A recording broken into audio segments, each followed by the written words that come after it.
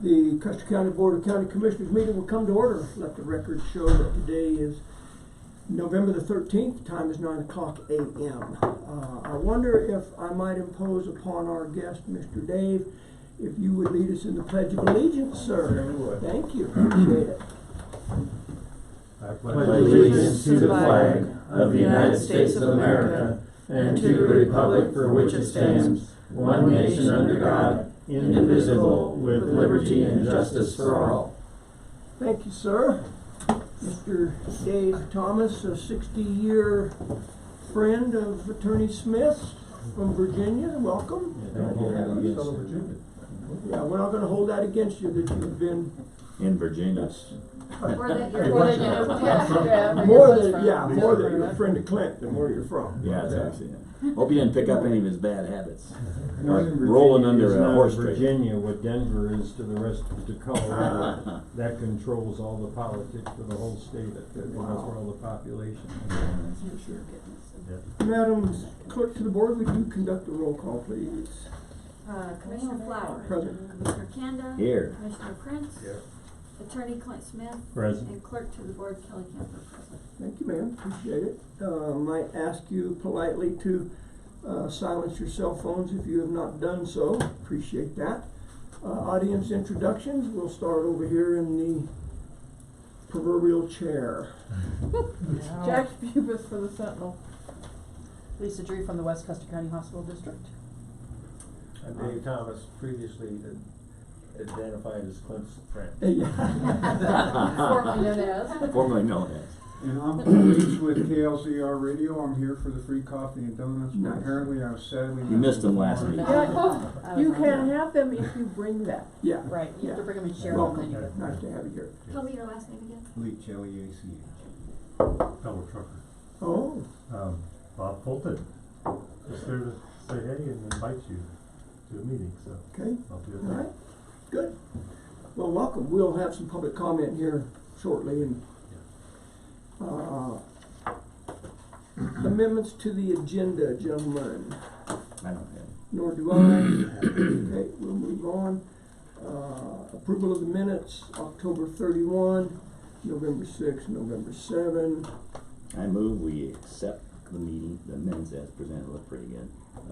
For October 31st, 6th, and 7th. We'll approve them. I'll second. Okay, it's been moved and seconded to approve the minutes from October 31, November 6, November 7. Discussion.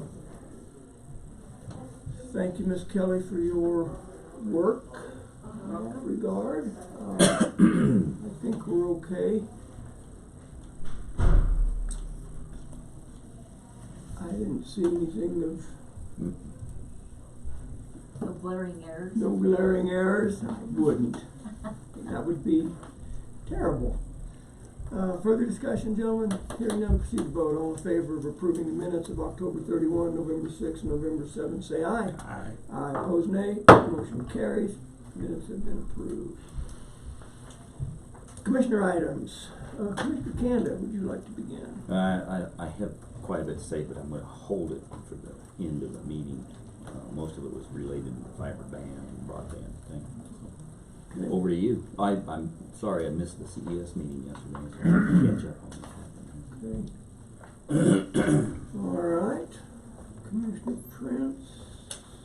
I attended, as did both of you, the Veterans Dinner at Alpine Lodge Sunday. That was well done again. Yeah, it was very good. Did a great job. Yesterday I spent, seemed like an eternity with the tourism board. They seem to really have some things going on that are very positive. I think the board seems to be functioning real well. And that's really all I've done since a week ago today. Okay. Bear with me just a second here.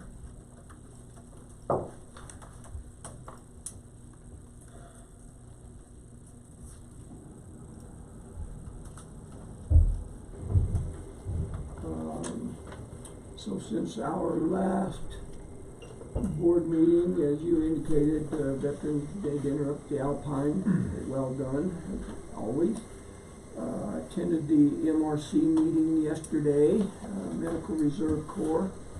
Was over at the Search and Rescue Building, and then also attended the CES meeting in the afternoon at the Search and Rescue Building as well. Central Republican Committee meeting last night at the Annex, so that's kind of the meeting schedule that I've been on. So I had some other things I would like to talk about.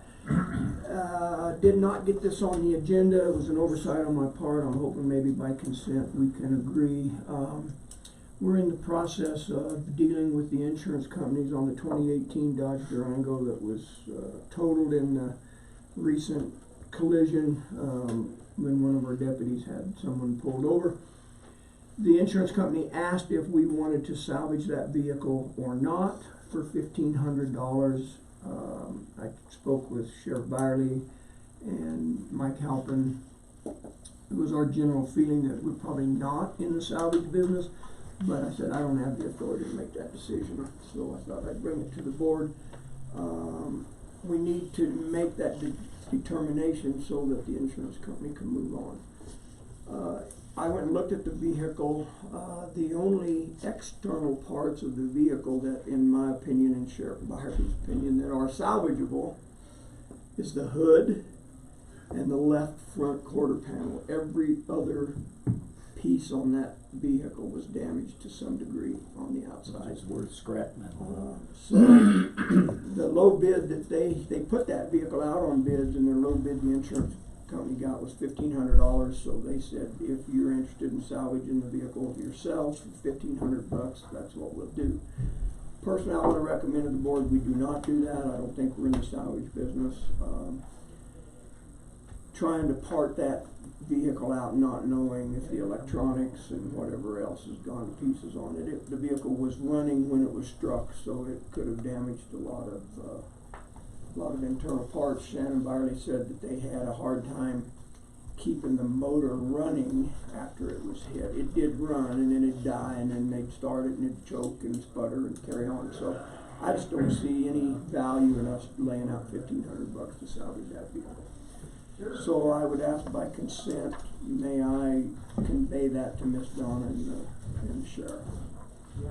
What about the light bar and the radio and everything? That's, if we don't salvage the vehicle, then the vehicle will be taken to a company, I think it's Laws in Denver, and they'll pull out everything that they believe is functional for the insurance company, and then that'll go back on the vehicle. Once they do that, then the liability, if anything goes wrong with that equipment subsequent to them installing it on a new sheriff's vehicle, will be on us. I'm good. Good question. Okay. Had the same thing happen to one of my Durangos. Commissioner Prince? Considering the amount of damage, I'm really glad the deputy's okay. I agree with that. Okay. All right, well, I will pass that on. We need to get that ball rolling. They've been kind of waiting on us to make a decision about that.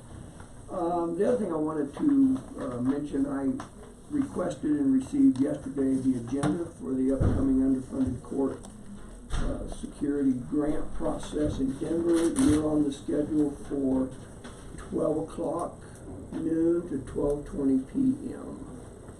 Good, I was gonna ask if we knew. Yeah. Helps us quite a bit. Yeah. So we start the noon session. noon o'clock, yep. Yeah, I can look at that. I thought, No chance it could come earlier.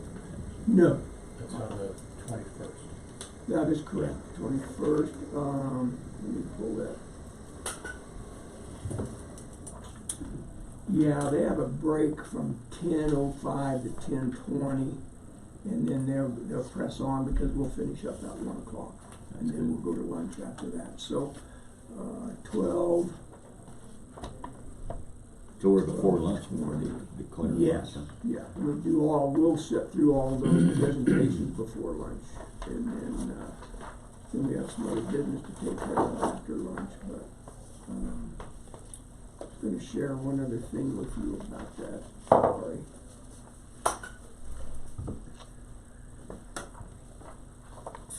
See if I can find that other email.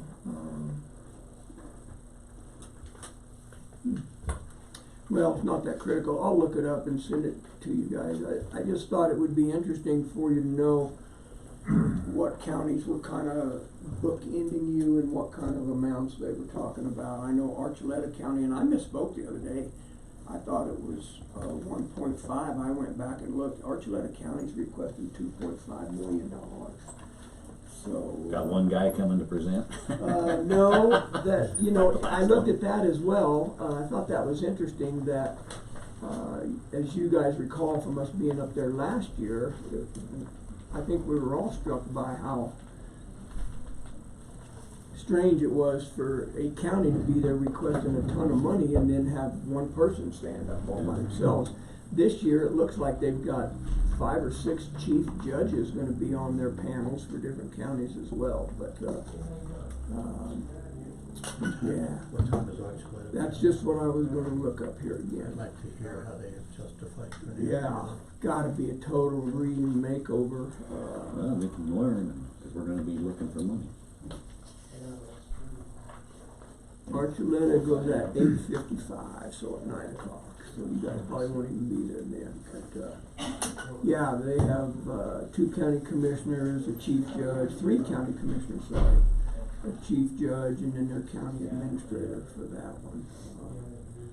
We can get their So- presentation later, can we? I would guess, I don't know exactly how that, all works. So, let's see, 1, 2, 3, 4, 5, 6 out of the 11 have judges on their panels as well, so. I talked with Judge Hunter this morning in chamber, and she indicated that she had a court docket that day that she would try to call in, and then, Chief Judge Murphy also has a conflict. She didn't think he was gonna be able to attend either, but,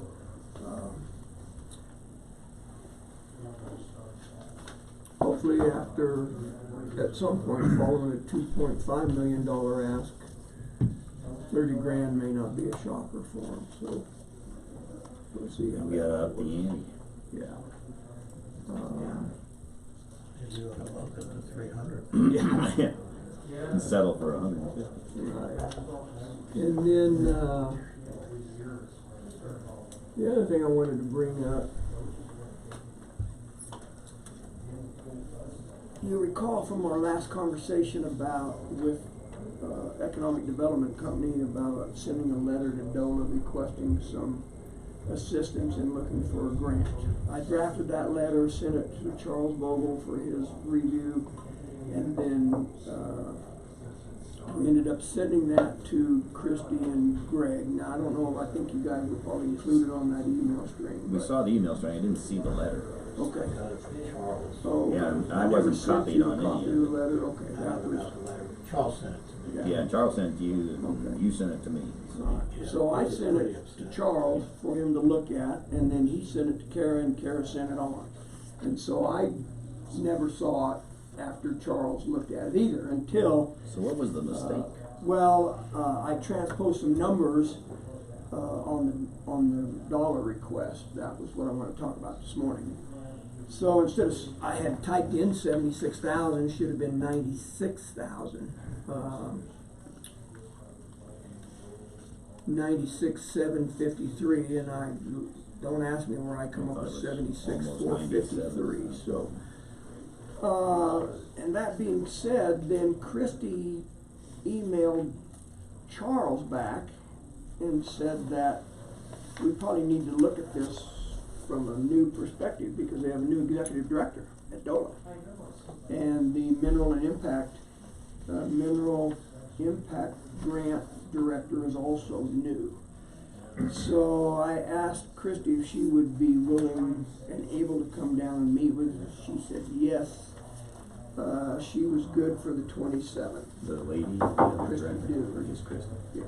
Then there was a question whether we were asking for money out of the grant. Right, yeah, and, I thought we addressed that in the letter, but apparently there was still some confusion for that, so.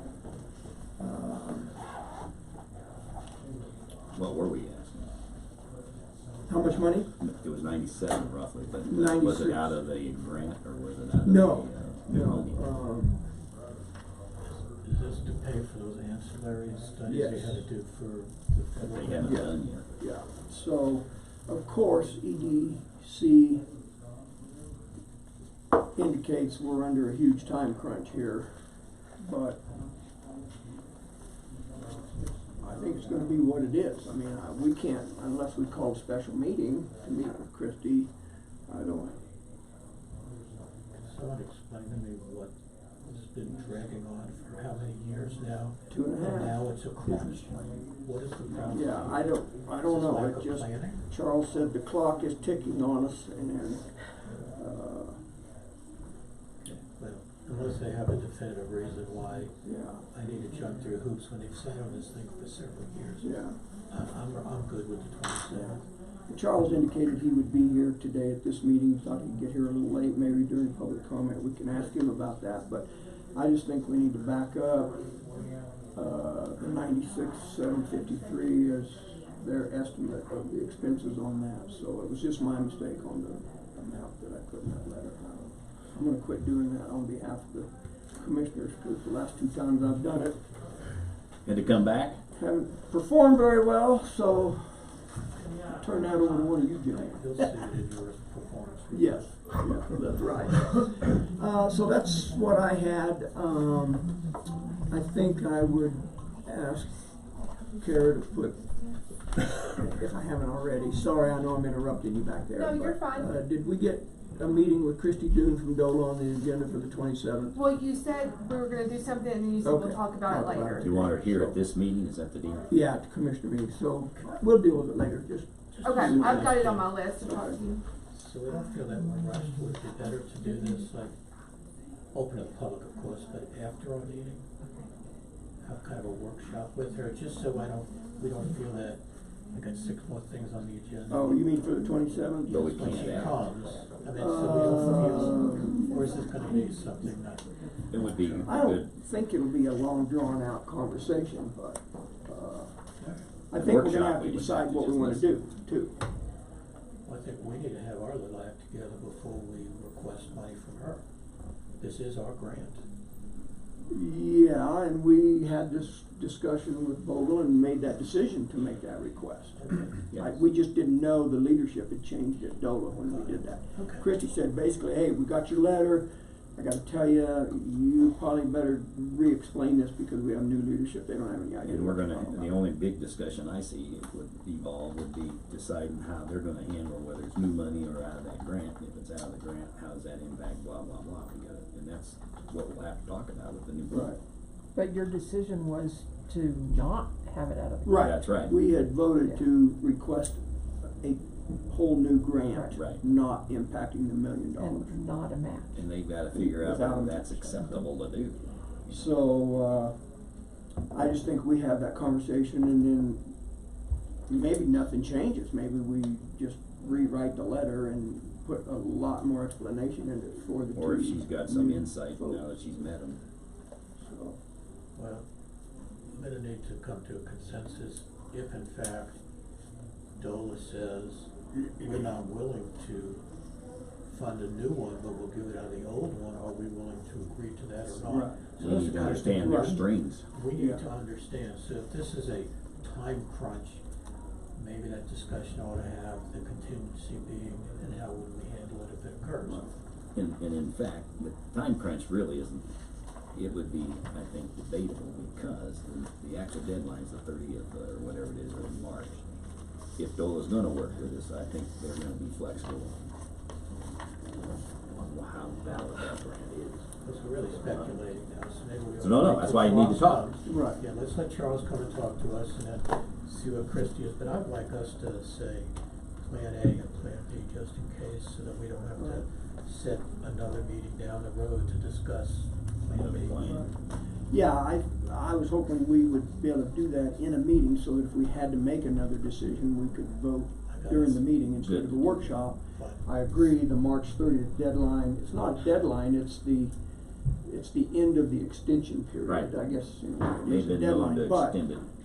yeah, it doesn't mean we couldn't request another extension. It's not a deadline for the grant, it's just the end of the extension that they granted us is March 30th. So that doesn't mean the whole process comes to a grinding halt necessarily, but if we were gonna request an extension, I'd suggest we do that before the end of March. You know, in February, 1st of March. 27th of November, we could do it. Yeah, so, with that, we will add, consideration of grant request to DOLA on the 27th with Christie doing. I think that will. Cause I'm basically kinda treating like we're gonna start over, that this letter obviously wasn't what we intended it to be. And Yeah, it we'll needs go to be from there. fixed. So, I'm not even gonna resend it, I'll just wait. Do we need to And I'll let recant it? Christie know. Just could just disregard it at this point? I don't Well, you could send it just an email. I don't think so. Yeah, I'll communicate with her that we met, Disregard, we we'll discussed it today. after the but, discussion. I don't want to act on it and then come back and find out. No, she's not going to. Okay. Yeah. Yeah, that's all been put on hold, so. Okay, that's all I have. Anything else, gentlemen? No, sir. Upper Ark report, I have a conflict with a meeting in Canyon City, an all-day conference. Commissioner Kanda indicated that he would be willing to attend that meeting. I appreciate it. I cannot make it. Okay, I was gonna ask you I appreciate what it. your schedule was, so,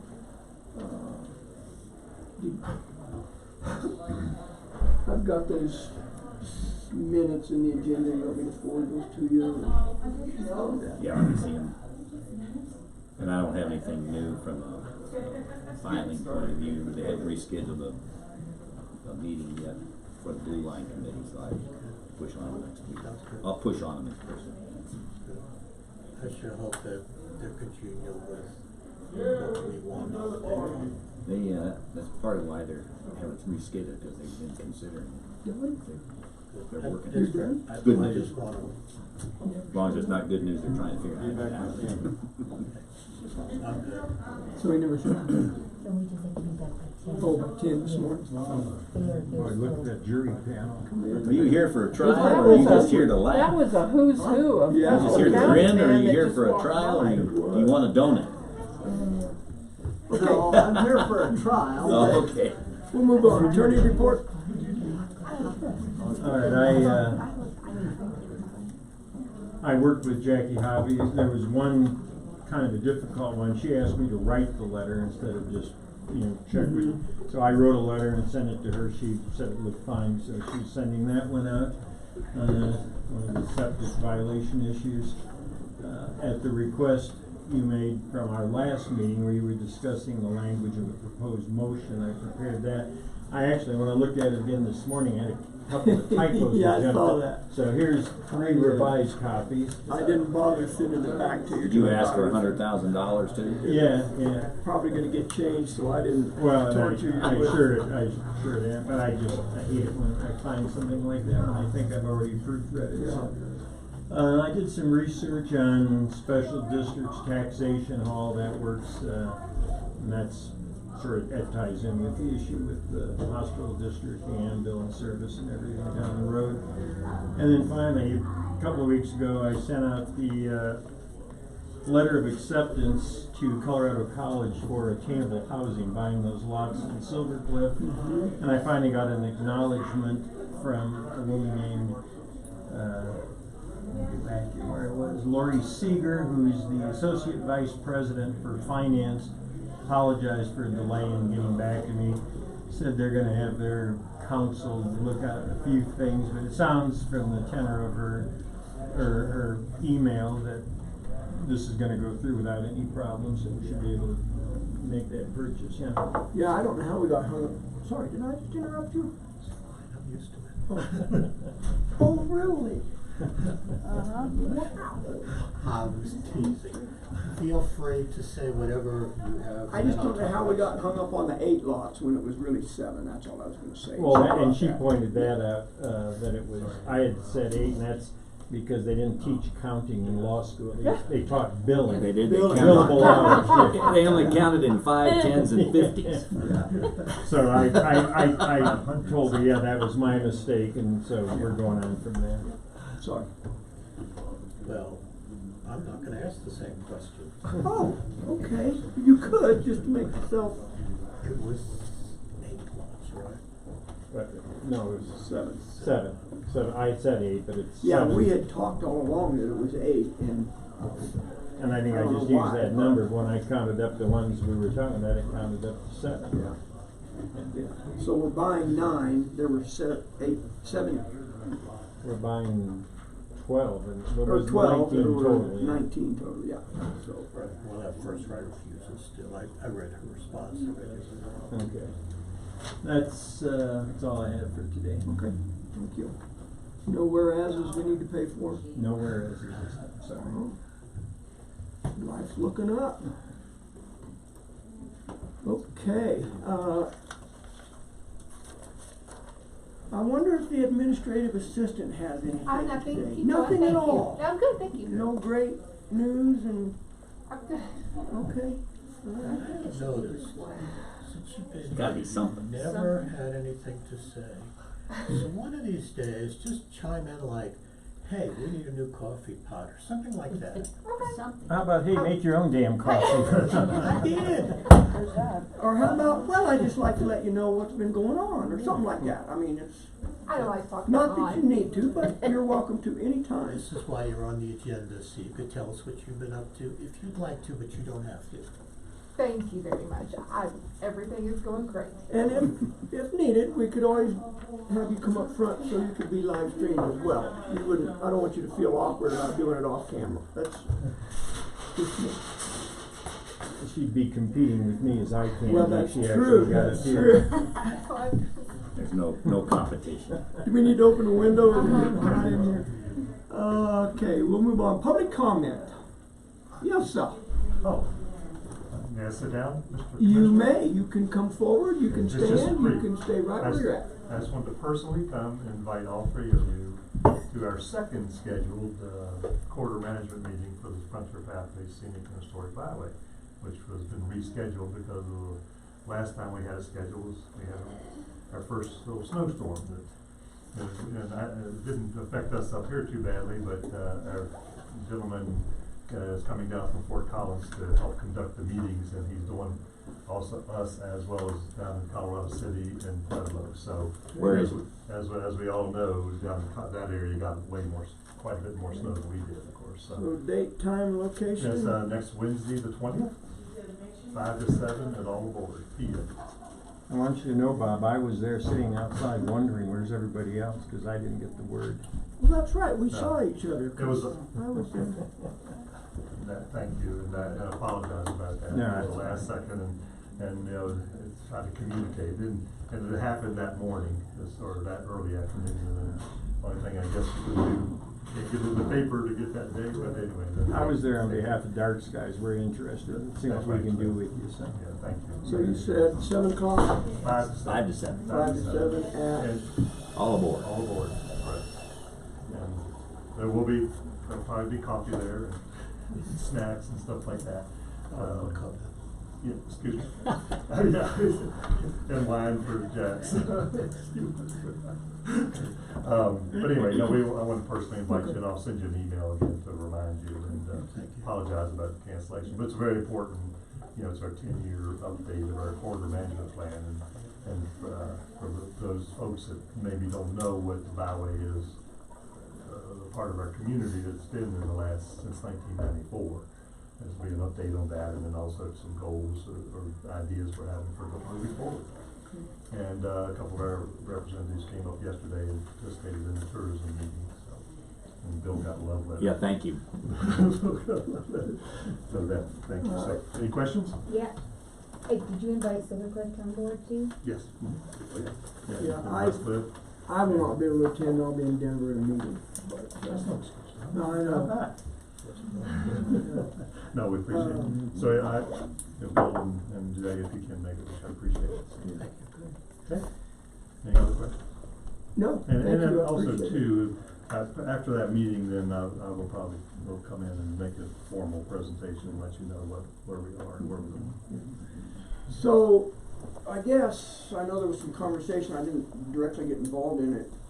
Are you the BOCC rep on the scenic byway thing? or- I'm a board member. Yeah. Yeah. He's The rep from our yes. board, but you happen to be a board member as well. That's, I know we all three, I think, attended a meeting down in Pueblo, a year or so ago. Then we had a board meeting in July or whenever. Right, we have quarterly, we're required to have quarterly board meetings. Yeah, I've been attending the Central Front Range Transportation Planning Region meetings. There has not been much discussion in their 10-year plan about the corridors, the byways, and this and that. I'm kind of surprised about that, but What's required, for all byways, you know, and so, you know, basically it's a, you know, things change in 10 years' time, so you want to, make sure to try to keep up with the times as much as possible. And just FYI, we had our annual, meeting, it's Colorado's Byway Program, right after the Colorado Tourism Office meeting, big deal up in Denver, 4 weeks ago, whatever it was.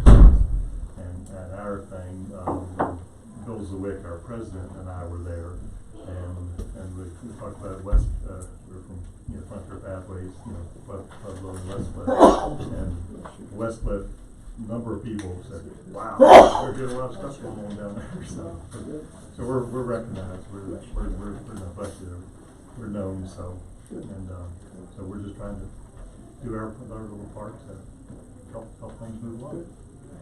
well, I know CFR has certainly been, our group anyway, has been pushing to widen these shoulders. And 96 in here in Pueblo is certainly one of them. And you know, Tom, thanks, because that is part of the byway. That's only part of the byway that is on CDOT, and of course 165. But with our input as the byway, we can work together, we and partners, to go to CDOT, you know, and you know, have that extra emphasis, if you will. And one thing that disappoints me, and it's not just Custer County, I just drove a lot through western Colorado in the last couple of weeks, and I'm disappointed in not getting our shoulders mowed. It's dangerous. Well, that was statewide. That's statewide, that's what I'm saying. I did quite a bit of the western slope in the last couple of weeks, and we're not the only ones. There's just very few spots where. I was surprised. And I don't know what the deal is. Where'd the money go for that? That's why my assumption is it's going to, between Colorado Springs and Denver. That's where it's going. Probably. My guess. Yeah, more accidents since they started the GAP project in that stretch versus the last 2 or 3 years worth. It's a mess. But I was encouraged that that stretch 96 from Custer County or from Westcliff to Pueblo, we ranked 30-some different projects in our region, and that highway ended up being ranked 4th or 5th in priority. What they'll do with it, who knows, you know, but at least our group is trying to communicate to them what we think is important. It's for improvements on that. Yeah. Shoulder widening being the Make more first safety priority. issues and all that. Yeah. Big part of that. And that's a statewide push too. Every region wants their shoulders widened. Exactly. So with that, Tom, and commissioners, is the fact that, you know, we are partners with our both counties, Pueblo and Custer, in order to, you know, have a bigger voice, I guess, or more clout or whatever. In those plans. So. The last time we met with the CDOT reps here, they indicated that generally it cost $1 million a mile to put a 4-foot shoulder on both sides of the road and asphalt it. So it's a lot of money.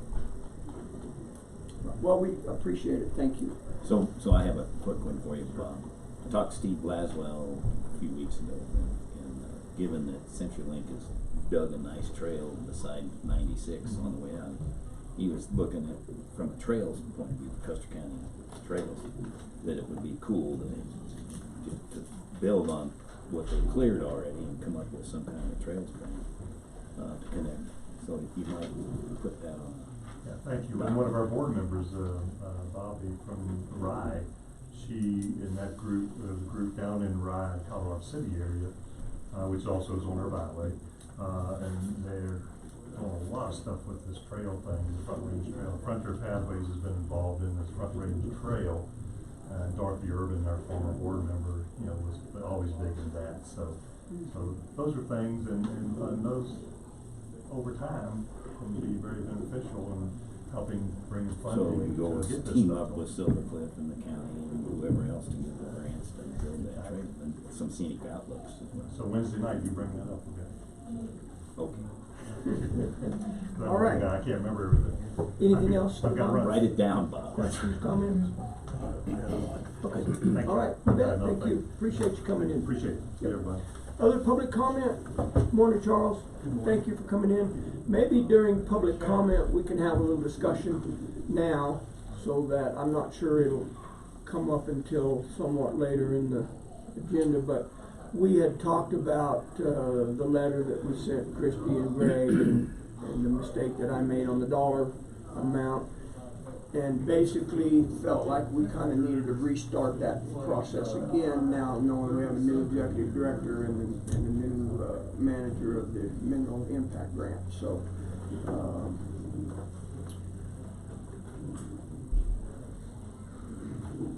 I propose that we put it on the agenda for the 27th. I think I communicated to that you in an email, and have Christie come down. I don't know, do you think it would be appropriate to invite the new executive director to come along, or do you think it's necessary? I don't know how far up the food chain that position really is. I don't either. I know, Is that what Herb Halter was? Is that's that the replacement for was, Herb? yeah. So he's right under the gun. I would suggest that we probably ought to give Christie a chance to work it first. Okay. I'm sure there's a lot of internal politics that we need to be sensitive to, and so that's what it's worth. I don't know more than that. Well, she was very amenable to coming down, so I thought, probably we need to address it. I didn't know. Discussion. And the thing about it is, I think like I told you, we're on a calendar crunch, but basically it's their calendar. Yeah, and we talked about that this morning. I mentioned that you and I had communicated and said we're kind of under a time crunch. And that time crunch, to be clear, we talked about it already just before you came in, was the fact that our extension ends March 30th. That's no deadline from EDA, that's no deadline from anything else. It's just we That's requested still extension. yeah. So, But they had indicated to me informally that to extend beyond that might be difficult. I know I had occasion to talk to Greg at the SDA conference, and he was concerned of our progress. Of course, that was before we got all the estimates for And they've had a turnover of their leadership, so well, yeah, that extenuating circumstances may help us. yeah, I mean, just off the top, I'm not sure I would be opposed to asking for a 6-month extension or whatever, but that's a conversation we can have down the road from DOLA. Yeah. And maybe we get a feel from Christie, I don't know. Well, we're still, the discussions we've had with the primary company that gave us the estimate for the 3 tasks, they still owe us a timeline, but it has the potential that it would hopefully be completed soon after the first of the year, once we get authorization, and then it depends on how complicated it is to get them under contract. So, like I say, it's time's not our friend. Yeah. Okay. Well, she's agreed to come down on the 27th, and I think you said you'd be available as well. So, Commissioner Prince talked about should that be in a workshop format, mostly of the time thing, correct? So it may take longer than just 10 minutes. I hope we can just get to it. If not, we could schedule a workshop. After. have to schedule it ahead of time, but, Or the You next came up week. with a really good point. If we needed to vote on something, Yeah. a workshop's not the place, so right, it's probably better if we have it in an open And meeting. then we can decide if we need a grind it workshop. out, yeah. And if it just takes a little longer, it takes a little longer. It's our job. So, we good, you think? So I'll far, so I'll good. contact her and let her know that we are on the agenda.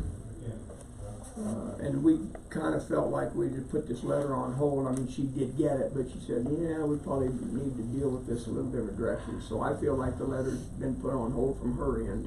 I don't think she's gonna act on that, at least I didn't get that sense, so. Okay, anything else come before the commissioners' public comment that's not on the agenda later on? Not, we will move on. Unfinished business, gentlemen? I have, if I may, sir. Yes, sir? We kind of briefly touched on the last meeting, microphones Oh, and the speaker system, so that oftentimes, especially when we have a lot of people, let's not take, a lot of people, they kind of look like bewildered at us. I don't remember where that was. I know we had suggested talking to Vern Right. about maybe trying to find a system for us or something. I just don't remember who was. Who's gonna do that? Exactly. And I have absolutely no problem if you'd like me to pursue that. And or come back here I and just give us wanna- some I didn't wanna suggestions. just die because I Right. felt that was a very good topic. Yeah. I don't remember exactly either. I may have said, I'm gonna talk to Vern about it. I did not do that, I can tell you that, so. Wasn't in your minutes, Kelly. We are trying to figure out if we're gonna be able to write a mini, micro grant for statewide internet portal authority. Right. So that's been our conversation recently. Again, if I did say that I would take care of it, it fell through the cracks this last week, so. I think we didn't just want talked just about to it, said die, we gotta because do I it at thought, some point. This is, today's not a problem because we don't have a lot of people, but on days when we have a lot of people, it's almost impossible for people to hear and it's only appropriate. Yeah, and I think if we're gonna do that, we really need a microphone for each commissioner and one for our guest. I don't wanna get into this thing of passing microphones back and forth. I wouldn't be opposed to consider just a directional mic hung from the ceilings. I see that in other commissioner chambers that I go into, but, They're sorta good. I agree with you. I think it's something we need to do. So if you wanna take the lead on that, I would appreciate it. Okay, I'll follow up Okay, on it. good, thank you. Okay, new business, we'll allow public comment for each of the items that the commissioners will be voting on. So, at the appropriate time, feel free if you wanna comment on our, items of business as we go through the agenda this morning. So first up is consideration of the authorization of KTLF radio station to be on, our tower up on Lookout Mountain. So you're welcome to come forward, sir. Okay, Good sure, morning. and, I was under the understanding that, someone from KTLF would be here today, but that's not the case. Somebody from KTLF, Well, I don't know, I thought you were I'm sorry, representing I them. thought you were the representative when you came in as well. okay, I'm from KLZR, your local community radio station. Oh, Right. that's, Come and shake our yes. hand. Well, Okay. yeah, we had a So we little can sit mix up, down. because I thought you were representing them as well. So that's my, that's my mistake. Yes, and I'm so sorry. And your He first name again, Paul. Mr. Meeks? Paul, thank you. So I should sit, You sit anywhere you like. Or you can Okay. stand. all right. You're not actually on the agenda as I Okay. thought you were. So, I have a couple of questions that I was gonna ask them, but you folks might have the Should be. answer. Okay. When are they talking about putting the translator up there? I can't answer that. Okay. That was Okay. something I think was gonna come out of that conversation. Because I understand there's an FCC window that needs to open up that is not open currently. My other question is, have they told you the power of the translators anymore? No, we Okay. haven't had any conversation with Okay. them about that. Okay. Other than they Unless want you to. have. I am totally in the dark on this. I read what their proposal to put a tower. They gave really no details. I was hoping they would come explain to us what they're trying to do today. And I was hoping to, and really the reason I'm here is not to object. Okay. I do have some questions I'd like answered.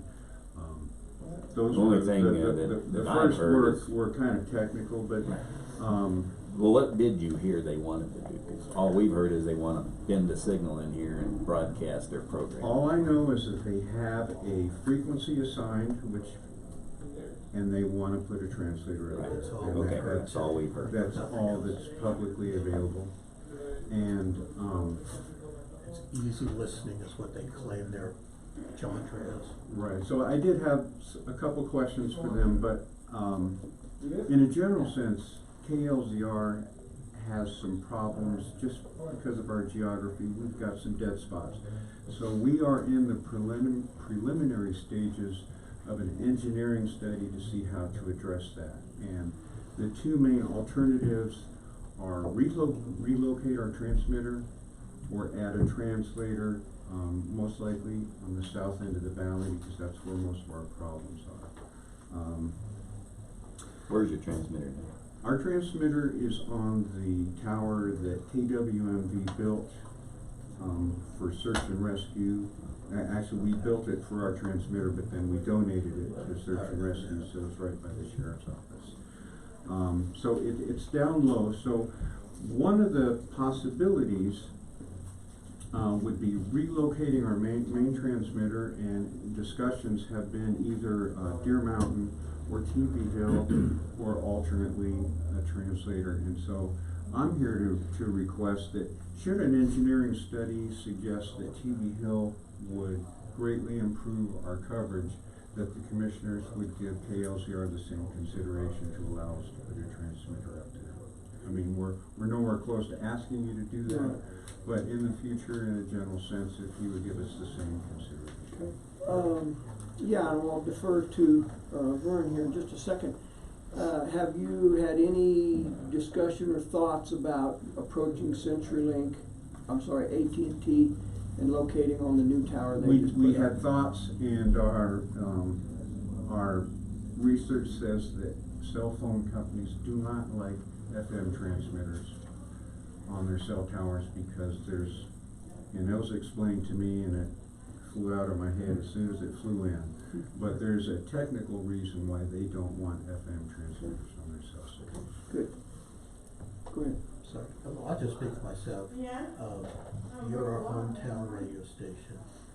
If you came to me as a commissioner, because I will not speak for my fellow commissioners, and said we would like the same consideration as a new company coming in, I would certainly look very favorably upon that. So I would encourage you, if you find a way to do what you can do and you want to come, I would welcome the opportunity to talk to you about it. Thank you. I had one other question with them. Yeah, it's a question that you wouldn't be able to answer, so,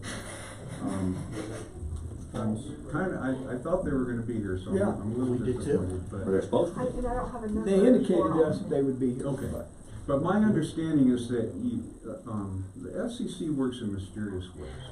You can't, when we wanted to increase our power, we couldn't just say, hey, we wanna juice it up. We had to actually purchase another radio station's license for the power that we wanted. So, related to that, installing these translators have to happen during a window, and nobody knows when they're gonna open this window.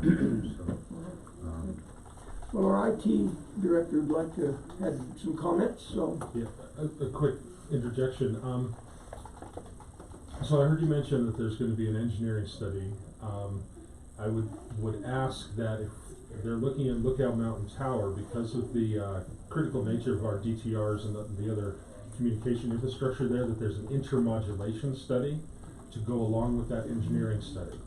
That would be key, in my opinion, for us putting something else up there, because if there's going to be a powerful transmitter that could interfere with our digital trunking radios, that would be detrimental. So an intermodulation study would really just clear all of that up. I gotta write this down because. Well, I understand. I get you, I understand. Basically, DTR is digital trunking radios. Okay. Those are our emergency communication radios. Those are what the fire and EMS and the sheriff's office and search and rescue all use. Okay. And it's a study that shows what would be the effects of FM transmission on those existing radio patterns? Have you They had are this- FM. Have you had this conversation with KTLF? Have they done that study?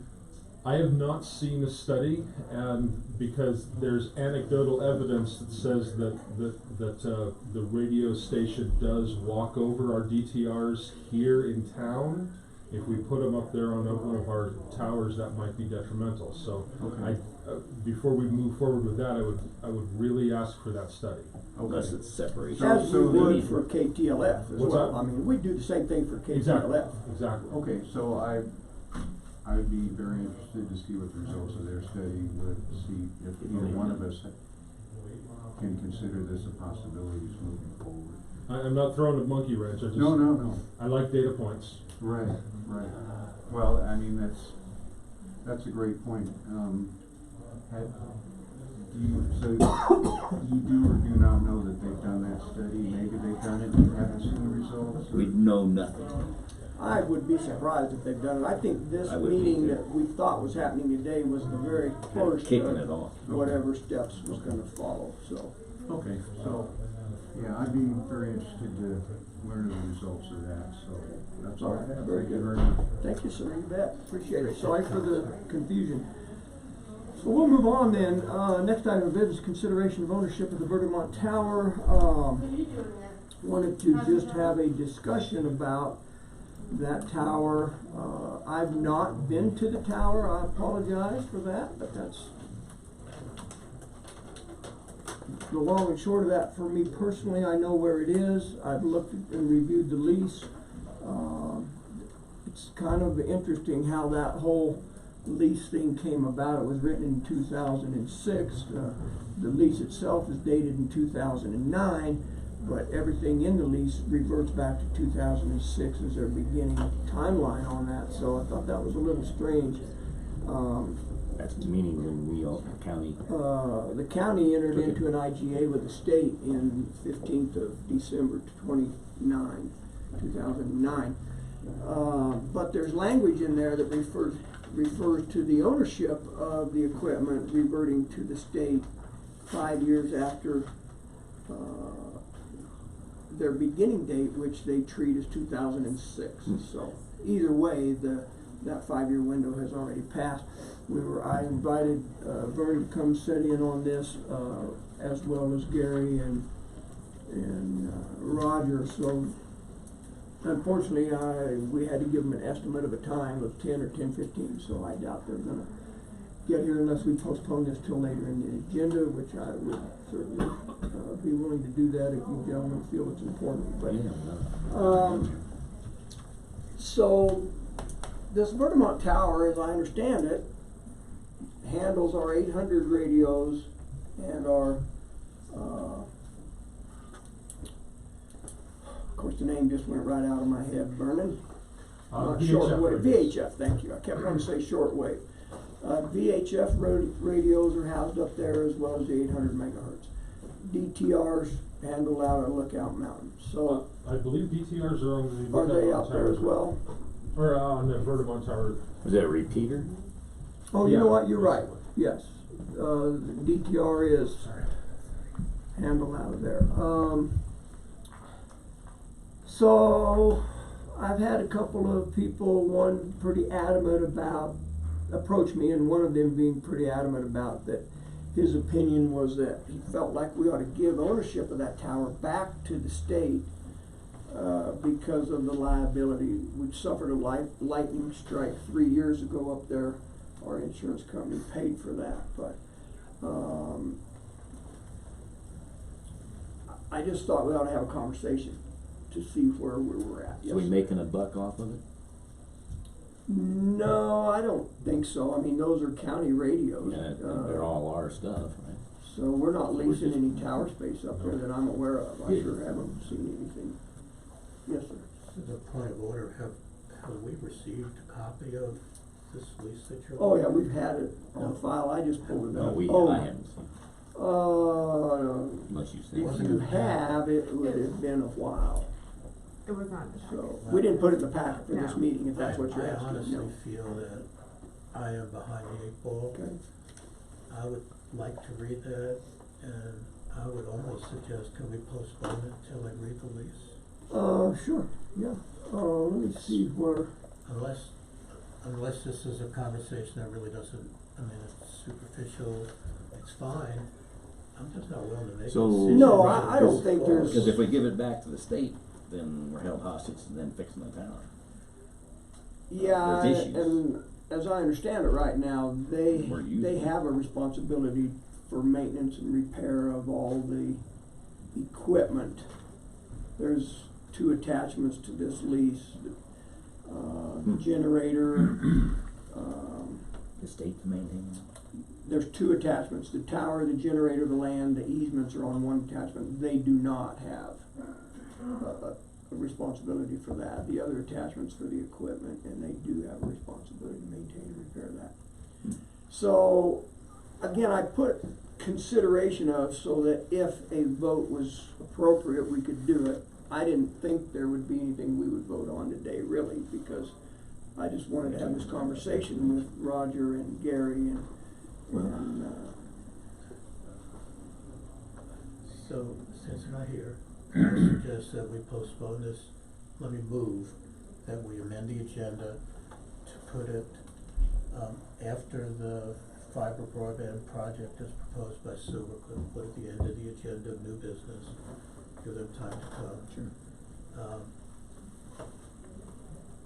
And if it's just a preliminary, it's fine, but I really would like to read the lease before I get too heavy into it. yeah, I would second the motion, and we can have some further discussions. Been moved and seconded to postpone this item of business till the end of the agenda.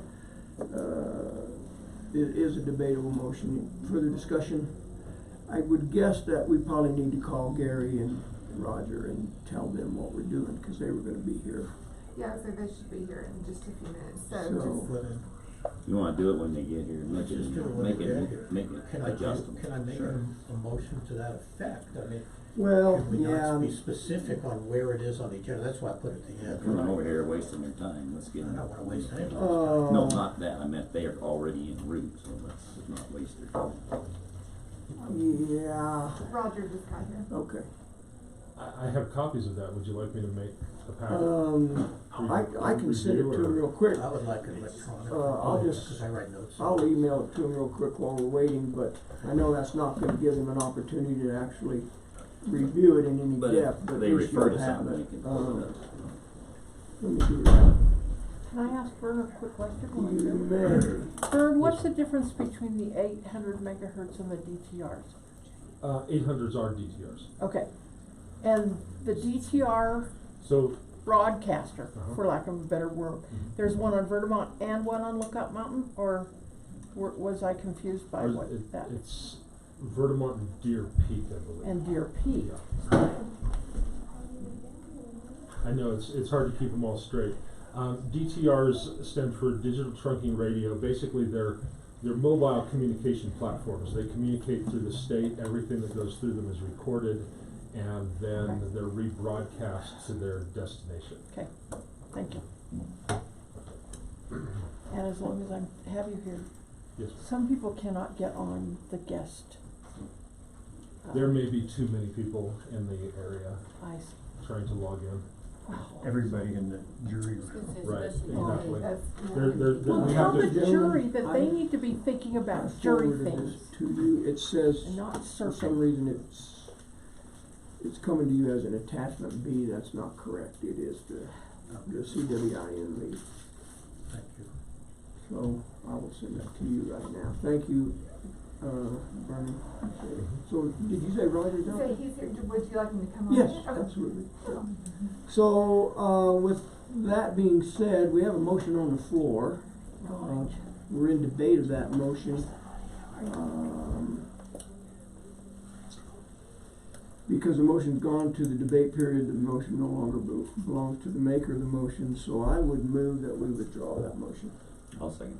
Moved and seconded to withdraw the motion of postponement until the end of the agenda. Discussion, no, I'm sorry, it's not debatable. All in favor say aye. Aye. Aye, opposed nay. Motion carries. Okay, so, good morning. How are you? Good morning, Kit. We're on the agenda item of considering ownership of the Bergamont Tower. Okay.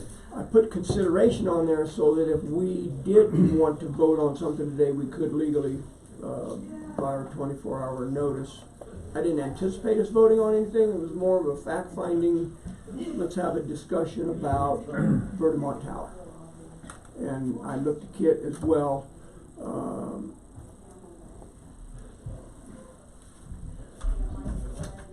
I read the lease as best as I could. I understand the state owns the equipment after the 5-year period from 2006 to 2011.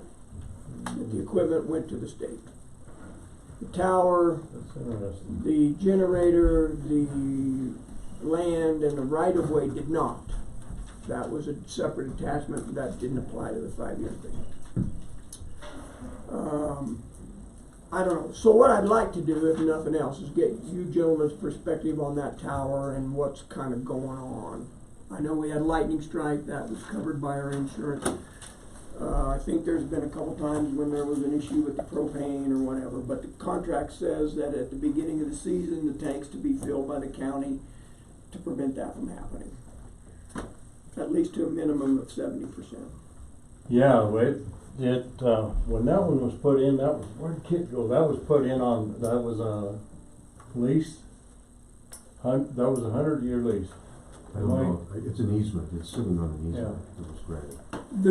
The tower's on an easement as well. Yes. The tower and So that's the why building The and site access. itself.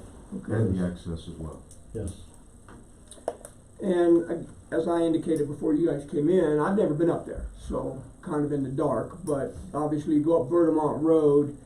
Is Correct. it then off of Bergamont Road, or is it right on the right of Keep way of going, Bergamont? Just keep going and turn to stay to the right and go up. Now, did they? Before the locked gate, there's Oh, okay. Yeah. access. Before the lock gate? Was that was an easement granted from Mary though, wasn't it? We have easement from everybody Both to get both there. ways. Oh, okay. Well, not through Mary's, we actually come up the hill. Oh, That's really? where we're supposed to come in. Because Mary, I thought that came through Mary's, because that was Mary's property. We described it up at 182, went to someone named Mitchell at one time, and on up to the site. Those two trees, it's right there. Anyway, we got GIS an easement, shows a it right of way. accurately. Some kind. So there's a couple things I want to just read real quick, in this kind of addresses what I was alluding to. In the lease, section 7A says, all equipment listed in the attachment A shall remain the property of local government for a period of 5 years from the acceptance date of December 30th, 2006 until the release date of December 30, 2011. At the end of this 5-year period, all of the equipment shall become property of the state. The local government's title and ownership of the equipment shall automatically transfer to the state. The local government shall cooperate with the state to transfer such ownership, including completing, signing, and filing any necessary paperwork. B is leasing tower space and building space to the state at the Bergamont site for a period of 25 years, commencing on this acceptance date. The state shall not be required to pay any cash lease payment, and the rest of it is kind of not pertinent to this conversation. So. Yeah. That would have been the 800 system, correct? Yeah, well, we have VHF equipment in there as well, which is our Yeah, responsibility. that's right. John And did. we've always maintained everything outside of the building with the exception of our VHF inside. And the state's maintaining all the tower equipment and the DTR. So let me follow up then real quick, because I think this will help answer your question, is what's on attachment A that they made reference to. Microwave dish or dishes connected to the tower, 1 800 megahertz receiving antenna, 1 megahertz transmitting antenna, 2 to 3 7-foot racks of 800 digital trunk radio and network equipment, microwave transceivers in the building connected to the coax. Microwave batteries, charger, and associated power devices. So that's inside the building.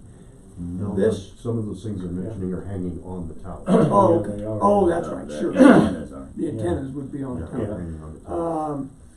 And then attachment B is the land, the tower, the building, the generator, and the right-of-way access.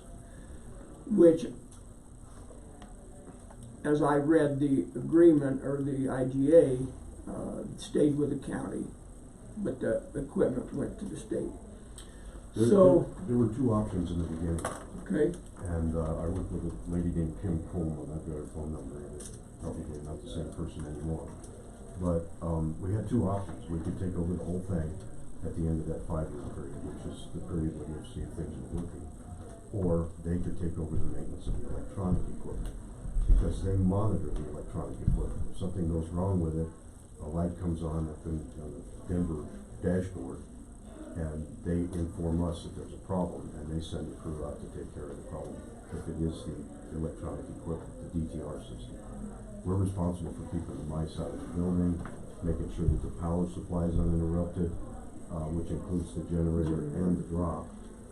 And then, this didn't go through the special use permit process initially, but we did have a discussion with the owners up there at the time and made the commitment that we would not put other devices on this tower other than emergency communication devices. That was done in a public meeting. that was an agreement with the landowners, not the state. No, everyone around. And then, of course, because the state had some input on whether there's something hanging on the tower, they would have input if we put something else on it, and then we agreed not to. Right. So, Okay. I don't know if it ended up in the IGA with the state or not. Not about hanging other equipment on there. There is talk about if you do hang other equipment on there, it needs to go through a conversation with the state. Right. But what you had mentioned initially was just with the landowners, correct? Right, well, it was in the whole area, there were, Okay. probably 10 people who represented. You can see it from their places. Yeah, so, Could I ask what prompted this discussion at all? I had two people ask me, number one, who owned that? And I said, I believe it's the county owned that. And there was some question about, should we own it?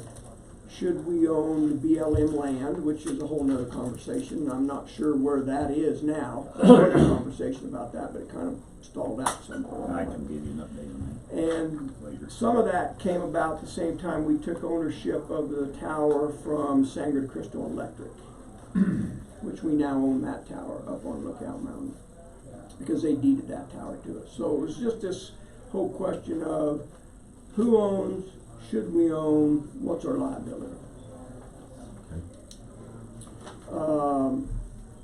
And as I read this, I keep calling it a lease, because it's referred to as a CWIN lease, but it's all mentioned within the IGA between us and the state. Right, but the way you occupy the property is under a easement from the Argo family. Right. I don't believe you have ownership of the land itself. Yeah, and this Yeah, we have these, CWIN lease doesn't speak to ownership, it just talks about land.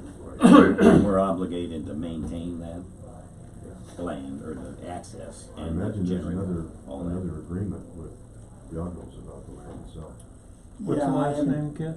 Yago, Jagow. Yago, Mary, Mary Yago. and her son's name is I could say it, but Paul. Paul Yago, yeah, probably now, No, but it's it was No, It's Paul Montgomery. Paul Montgomery. Montgomery, but probably was written under Mary. Chuck Yago was the Chuck- Yeah, son. Chuck was the son. Chuck and Rhonda. There's a Chuck and Rhonda, own there's the land a now. brother and Yeah. sister.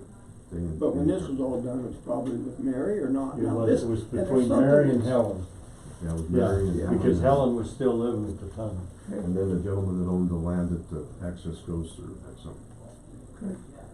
So the language within this CWIN is 2006, but the IGA is dated 2009. So the 5-year period was from 06 to 2011, but the IGA wasn't dated until 3 years subsequent to their And you start got date. the IGA with the state. Correct. Not the IGA for maintenance.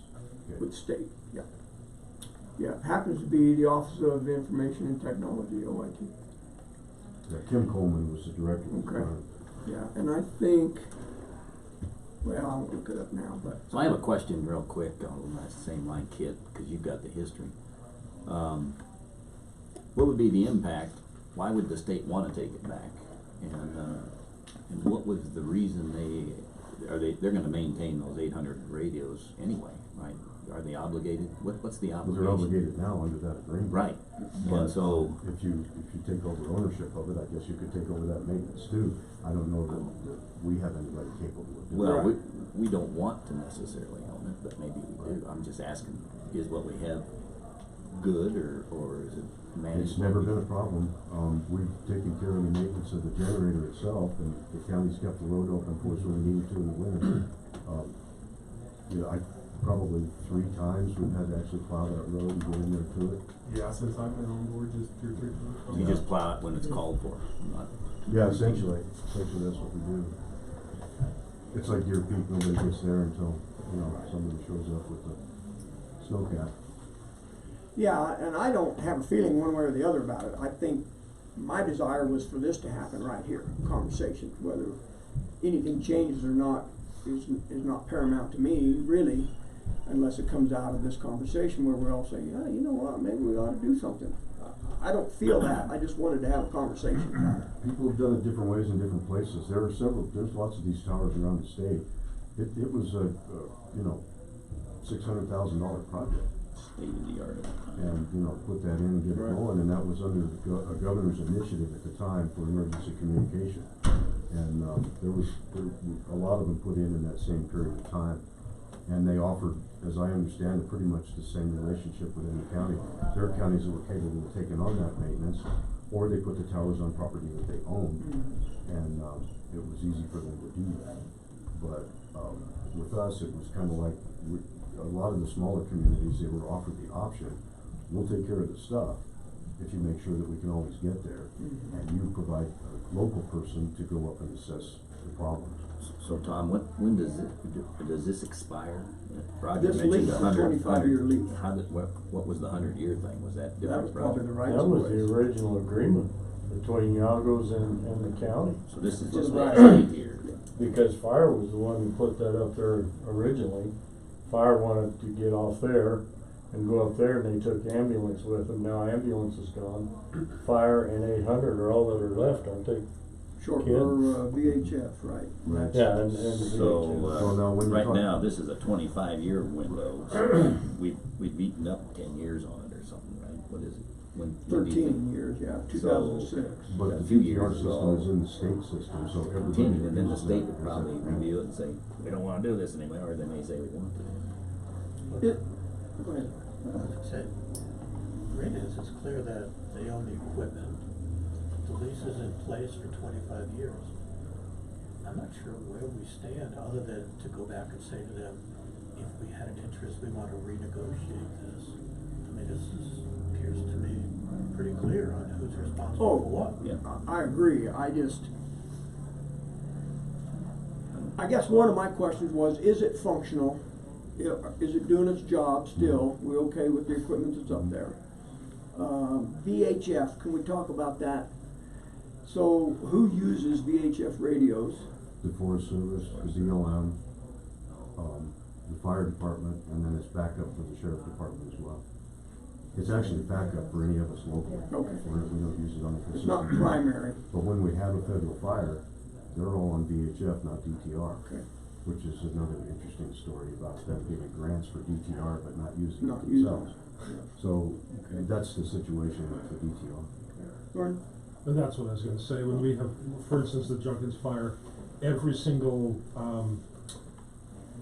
FEMA entity and whatnot came in with VHF radios. We were all reprogrammed so that we could speak back and forth across to each other, and part of it was relayed through that tower, so it is, it's critical essential resource. It has the firm frequencies on it, it has all of the air attack frequencies on it. I picked up stuff on it when they were working on the Decker fire. It bounces wherever it can, it seeks a tower. I think it's reasonable to continue, sounds like to me. The right thing to do. Okay. Yes. Well, I'm not sure why we're even discussing this. It sounds like we haven't accepted any new liabilities. The county is not being adversely affected by it. In fact, it's helping us. The agreement is clear that the equipment went to the state. we own the tower under a 25-year lease back to the state. I'm not seeing this giant liability that Yeah. people have brought to you. That's Yeah, just me just, personally. I I'm not think seeing when this that generator as an was struck asset. and blown out by lightning, Everybody. you know, that was probably a red flag, I don't know. Hey, who brought up the agreement to not hang anything else on? Is that active, Kit or Roger or whoever? We're not supposed to hang any other radio equipment on there? That was just a representation made at the meeting. by the No, I don't think it was commissioners. written, I haven't seen it written. Well, you probably have to find it in the minutes of the meeting. It'll be interesting to see, I mean, if there's an opportunity to have somebody, I know KLZR, whoever's looking for a relocation, it ought to be considered possible. Yet, unless there's some agreement, other than you said it was a verbal, It's a commitment, it's in the minutes of it, presume, the minutes of the meeting. maybe we ought to see that. Yeah, the word I've always gotten was we can't hang anything else up on there. Never really knew why. Yeah. But I don't know that there is a need either, Not but, right now. so yeah, I think we need to have this same discussion with, Lookout Mountain. Before you gentlemen came in, it was on the agenda and nobody showed up for a discussion about a new radio station, putting a, transmitter somewhere. He didn't show up. No. Well, No, that's and- interesting. As big as I am, I thought Paul was actually here to talk about that. He wasn't, he was here for something different, so. But I think we need to have that conversation too. I don't know how that all is gonna look. And Vernon brought up a great point. We gotta be careful about hanging another piece of equipment on Lookout Mountain if it's gonna interfere with the equipment that we have up there right now, so. Right. But I think that we need to have that conversation at some point, similar to this. Agreed. So, I've kinda lost track of where we're at with Lookout Mountain. Chaffey County Communications came on there. I think we billed them at the beginning of the year. Cleaned up everybody else's. And then there was some discussion about trying to acquire that property up there, and I don't know where that's going. I'll tell you real in a snapshot, had a conversation with the new, and I mentioned this in a meeting right after the CCI meeting in June, with the new BLM director on how to go about swapping that. And there is a good way to do that. She brought up, it doesn't cost anything, and it's a new program or some new opportunities. So I called the director, and who's the Canyon City guy, right? Can't lost his name, but I did. and so he was aware of that, and she was gonna work with him, and so we can pursue that, but they didn't wanna do that until she was in office long enough and getting her feet wet, and they didn't want to delay it till now, so I haven't acted on it. No big rush. And that's reasonable. And then, you know, that overarching question is, should we own the land, and if so, why? What difference would it make to us? So, That's something we can work on later. and I don't remember what the language is about who maintains the access to Lookout Mountain. It's the us. county? Yes. And that's probably on an We have as-needed forever and basis, ever and always. right? Yeah. Do we maintain it regularly or on as needed? As needed. I plow snow up there occasionally, just in case something goes down with the TV. That's normally when it takes place, is when someone calls that their TV's out and it needs plowed. I've bladed it maybe, since we actually kinda took over, back in 79-ish. I think I've probably bladed it a half a dozen times, maybe 12 in that span of time, just because it got washed here and there. Just needed a little touch up. It's not a huge deal to do it.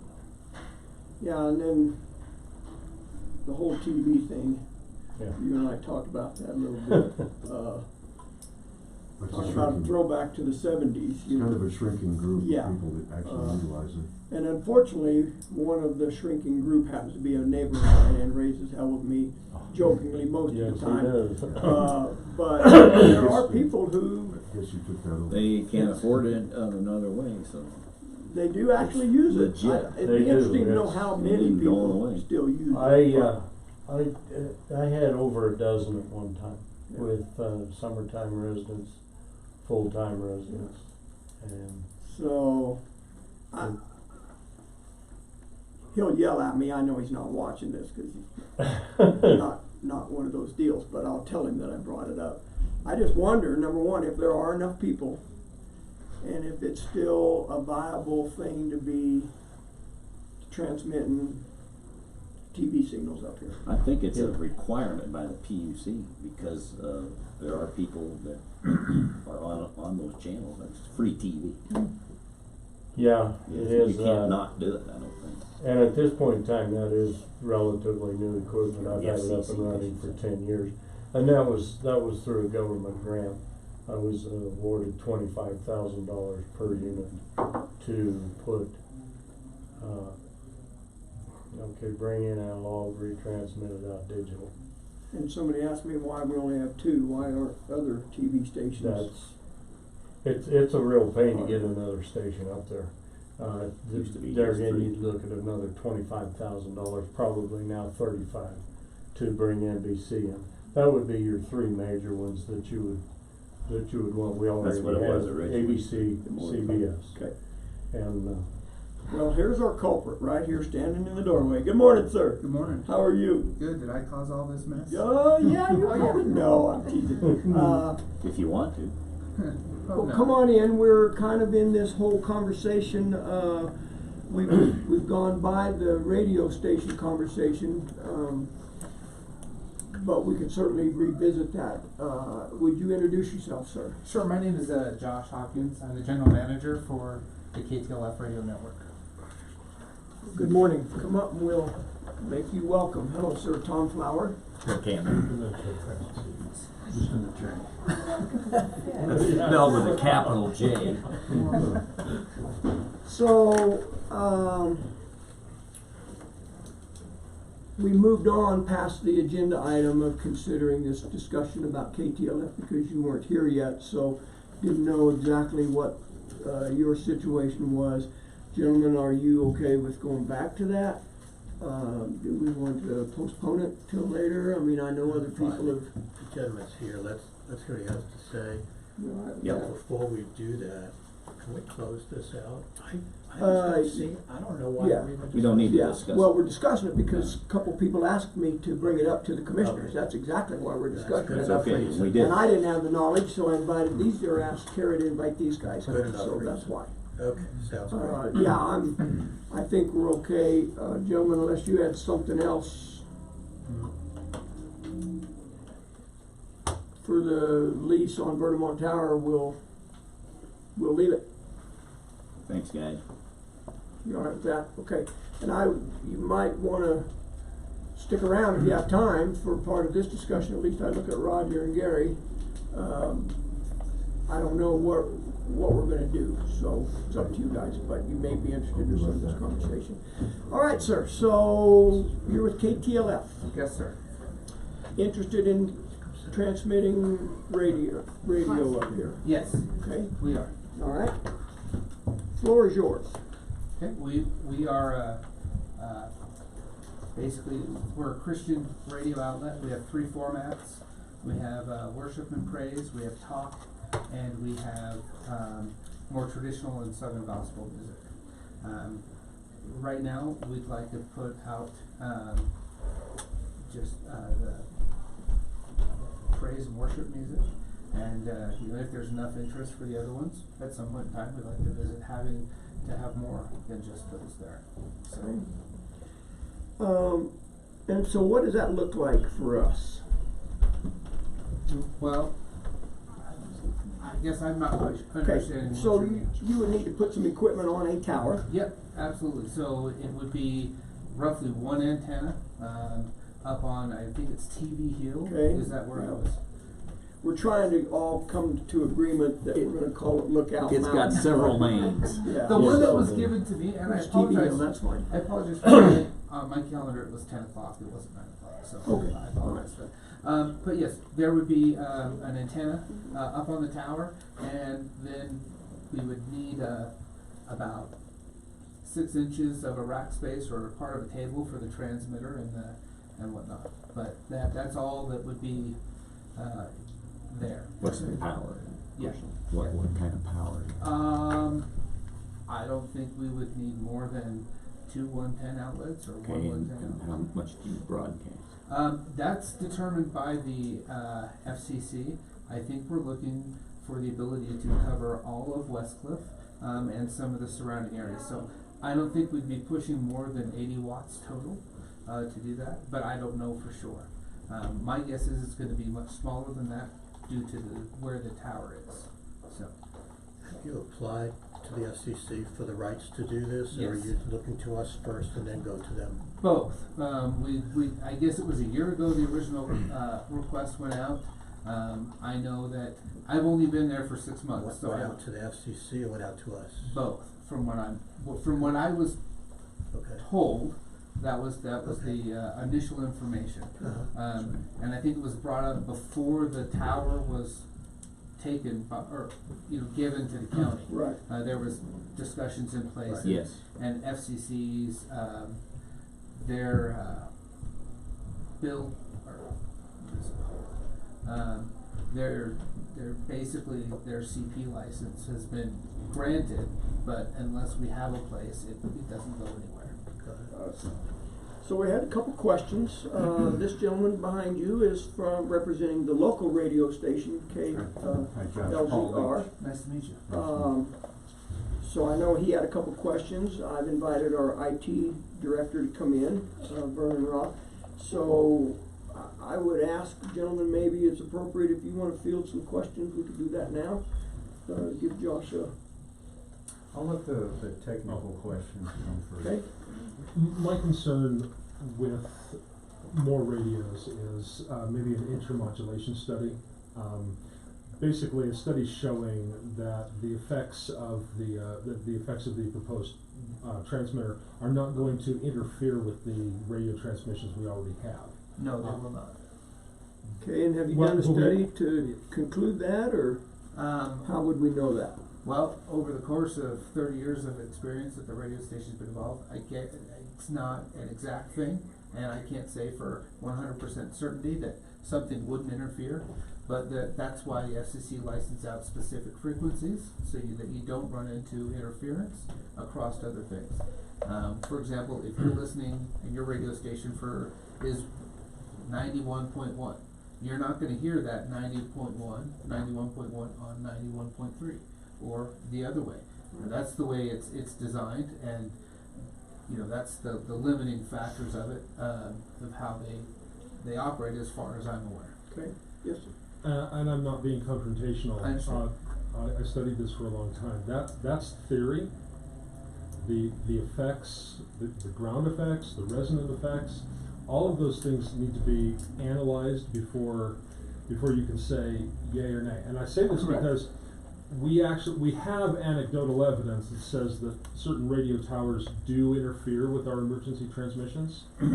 And so what I'm asking for here, I have no power to request this or require this, but I'm asking for a study showing that yes, we are not going to be interfered with. Okay. That's the most important thing for me as director of IT here in the county. Absolutely, and just like any other licensed radio station as well, your emergency broadcast stuff would also go over whatever frequencies we have. So, that as an additional thing, and I understand what you're saying. I don't have an official study from the FCC or from anybody. I don't know that it's ever been required. The FCC doesn't require it because of their bandwidth requirements. But what we're seeing, like I said, is secondary effects that were not anticipated. Yeah. Okay. Yeah, go ahead. I would say it doesn't sound like, it sounds like this might be an expensive study. I'm gonna just make a wild guess that you don't have tons of money sitting around to do studies. No, we're 100% nonprofit. I assumed that when you go to your Christian radio station, and I'm fine with that. But my thought was, I think Vern's concern is very valid, but if we had an agreement that said that if in fact it did interfere, and we'd be the ones who would determine what the term interfere means or not, that you would either change or stop. That we modify our equipment as needed. I would prefer to see an agreement like that than to ask you to put up tons of money to do There this. would be an agreement in place, as well as, Right. you know, insurance liabilities and certificates that would be handed to the county's name, in case of something. Right. Let me ask a That's a question. standard I feel more contract. comfortable with an agreement in the study. Vern, I agree with you completely, but I'm just concerned that if you had to put up 50 to 100, I'm making up numbers now, of course, $100,000 to do this extensive study, I mean, that's maybe your budget for a year, I don't know. But you know what I'm trying to say. I know exactly. I'm concerned about a nonprofit having to put out money for something that may or may not be a problem. And that is something that, you know, I totally understand. I will say though that what you mentioned as there being needs to adjust or change or stop, those are standard parts of any contract that we have. Are you out of Colorado Springs? We are. Question? Did somebody? I did. Go ahead, sir. Just along Jay's lines, just so you understand, your name's Paul, right? Josh. Or Josh. Where did I get Paul? Paul's over there. Paul's over there. Josh is Vernon, we have, the anecdotal evidence he's talking about is we have, some of the equipment hung on the same tower here at the sheriff's office. And depending on how much transmission power there is, what he's seeing because of the ground plane, a lot of other things that cause frequency, just because you're in that bandwidth doesn't guarantee anything. And so how much separation is there between those antennas now? Is there a lot or is there a little? Doesn't have to be. Well, there's about 100 yards of separation between the existing radio tower and our DTRs coming out of the sheriff's office. Right. As far as height separation, you're looking at approximately 50 feet. Okay.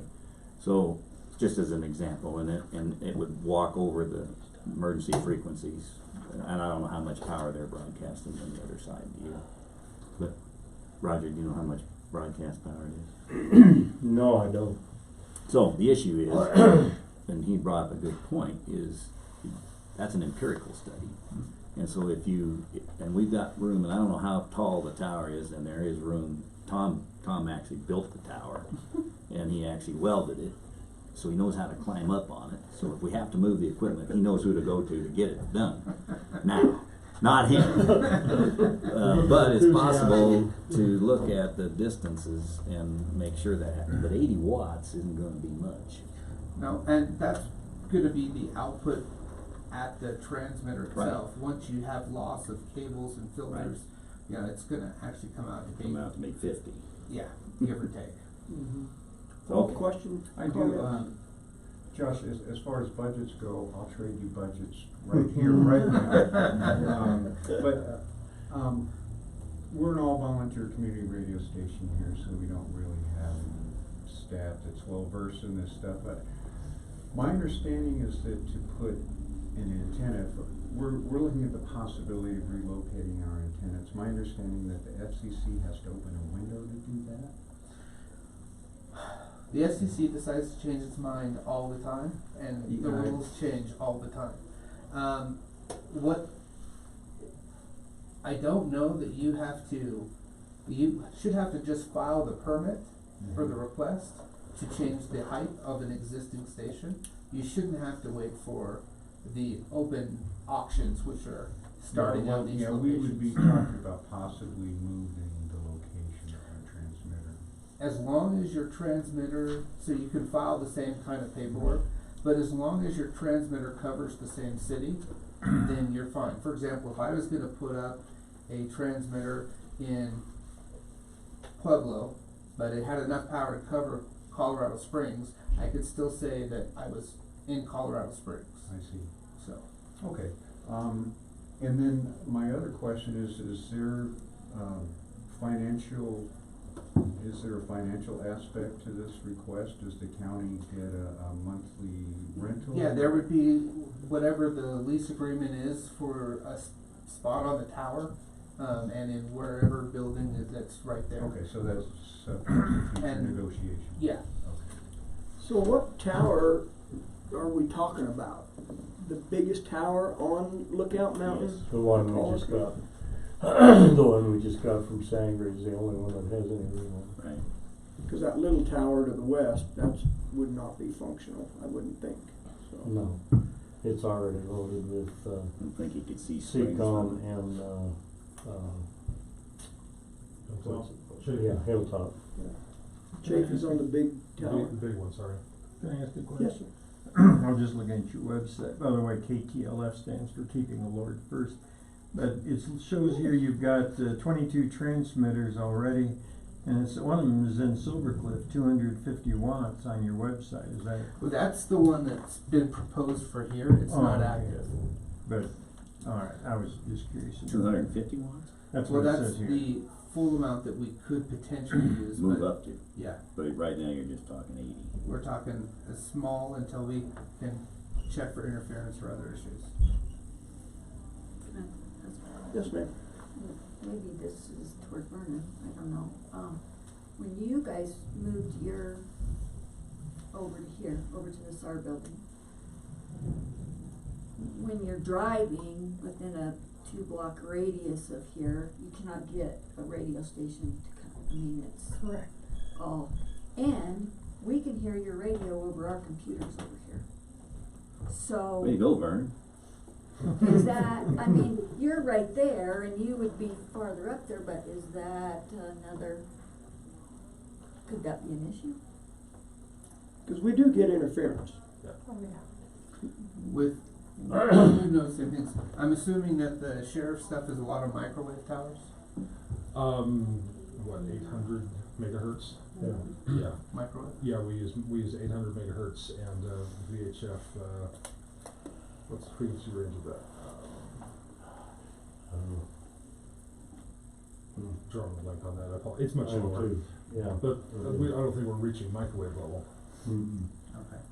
I do know that some of the long distance microwave stuff does cause interference of all kinds in all kinds of buildings. It doesn't matter where you are. Your computer's not heating up your soup with the microwave. No, not yet, No. just plays music. It was interesting talking with the director of BLM communication that this tower being situated so close to people, it's a little bit overpowered. Probably. The one with the search and rescue you're talking about. Yes. Yes, sir, Gary. I got one question. As a renter of the tower, space on the tower, do you hold the owner of the tower responsible to always have access to that tower? Say, for instance, if we get 2 feet of snow and something goes down on your end, do you hold the owner of the tower to be No. able to get to the equipment? Well, for Or example, responsible? no.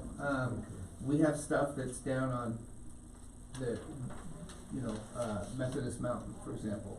During the winter, there's no way to get up there. Okay. Unless you rent a helicopter and you do it. And I know stations who have a few years ago when stuff died. No, we don't. We do, request to have either a key to the lock or the combination to the lock at the gate so that we can go up there when needed. But for me, it's safety before the equipment, people first. So I don't send my engineer out if it's gonna be crazy. And what is your title? What is your I'm the connection? general manager. Okay, general manager of KTLF. Yes. So what do you anticipate happening next? If it's approved, we would sit down and go over whatever rental agreement and fees would be acceptable and in place. And then we would just need to know, one, is there an internet provider we can use, or do we need to buy satellite equipment and have it beamed down? Last thing that usually always comes up is power. Some places will allow you to have multiple meters at one location, and some people say it's 1 meter and you pay a flat fee every month. So usually those are the next steps. So you're looking for authorization to consider moving forward. We don't have to get into specifics. What were you looking for today? just to be here and answer whatever questions you guys might have, and to hopefully we can agree to move forward. I'm assuming the power would not be a major roadblock. I don't think the service provider would be a major roadblock. No, we just had that redone 3 years ago. Yeah, we had, I had JB Wright go in and redo the power and add, how many, 4 breakers? So does BLM have to be notified, or should they be notified? I would guess probably. I'm assuming most of this communication has occurred between Roger and KTLF. Yeah. We're Me very neither. peripheral at this point. I've not seen anything in writing from KTLF, I don't think. So I guess I would suggest that whatever Roger has document-wise, if we can look at that. Yeah, I have nothing. It's been conversation Okay, between so Bill and then- myself. Okay. From me telling him to come to you Okay. gentlemen, and that's where this has to start. So that's been our conversation. I would think it would be appropriate to have some kind of a formal document from you guys to us, Okay. stating what you would like to have, what you feel you're gonna need to have in order to make that happen. And then at some point we progress to some, first of all, well, eventually we're gonna have to make a decision and then obviously enter into some negotiations, or maybe we negotiate before we ever decide, I don't know. But if I could just dovetail on that, I think what Karen Plow is saying is that we're receptive to the concept, so bring it to us. Okay. And we'll talk about it, as opposed to, this isn't gonna fly, don't waste your time. So I think what we're saying is, Yeah, I think so. dovetailing what you I'm said, comfortable we're with open that. to the concept and Yeah, me too. see if we can make something work. Okay. I have a problem. I think as commissioners, we feel an allegiance to our local radio station that's been here. Absolutely. Don't think these are gonna be in direct competition for advertising dollars. I don't know about that. We can't do advertising dollars like normal radio station They because can we do are. formal asking. Yeah, so we can ask for some people to help support, but Sponsorships and stuff. we can't do advertisements, so you won't hear anything on us about, hey, go see, you know, the guy at the car dealership, or, A local dealer, a local dealership, our local radio station is basically the same, it's nonprofit. They have sponsorships, and people help support with donations. They do spots for companies. And it's really not an advertisement, it's more an informational thing. Mhm. They're very careful about how they word what they're doing. I work with them closely. okay, Sounds like they're And I would complimentary. suspect you're very similar to that in terms of, we are. you know, send your $10 to us. Yeah, well, it's more normalized if you want to. Now, we do have 3 fundraisers a year that go on over the air, but there's no door-to-door essentially solicitation of any kind. And just speaking for KLCR, we are taking the position that it is indeed complimentary. As a community radio station and as the only local radio station, we try to cover all bases with our programming. We have some Christian programming, but like any single type of programming, we only have some of it. So I think KTLF in the Valley would be a welcome addition, and we don't have any objection at all to it. Yeah, thank you. I was just gonna ask you if you wanted to voice any concerns or position from your radio station. I think you've done that. I appreciate that, thank you. Because I'm not sure how things are gonna pan out as we move forward, I'm gonna ask if, even though we're not gonna vote on anything today, if there's any other public comment. Is that all right with you gentlemen, by consent? If anybody has anything they'd like to say about that, be glad to listen. But I think Commissioner Prince summed it up pretty well. I think by consensus, probably the commission feels like we can at least move forward from here, and we just need some more information and get some stuff down on paper so we can look at it. Okay. Is there some contact information? Yes, I can we send will those to? certainly provide you with That, Ms. Carrie, do you have yeah, and Kara's got an admin card back there, so stuff typically you could channel through our administrative assistant. She's She the will best forward person, that and then on, she'll so. disperse it to us. Okay. And at some point, if we need a contact person from the commission, we can appoint one of us to do that Okay. if necessary. I don't know, but, We'll see how it goes. I move we do it with Roger. You're stuck. Just remember, January I'm going. so I the mean. general You better idea make it is though that we would probably locate on the big tower at Lookout Mountain. Okay. All right. Anything else, sir? Not for me. Thank you. Appreciate you coming up. Sorry about the confusion. All right. Thanks for See your time. Yep, thank you. Nice to meet you. Paul or Josh. Either one. What is that? Nice to meet What's you. it, Bud Light?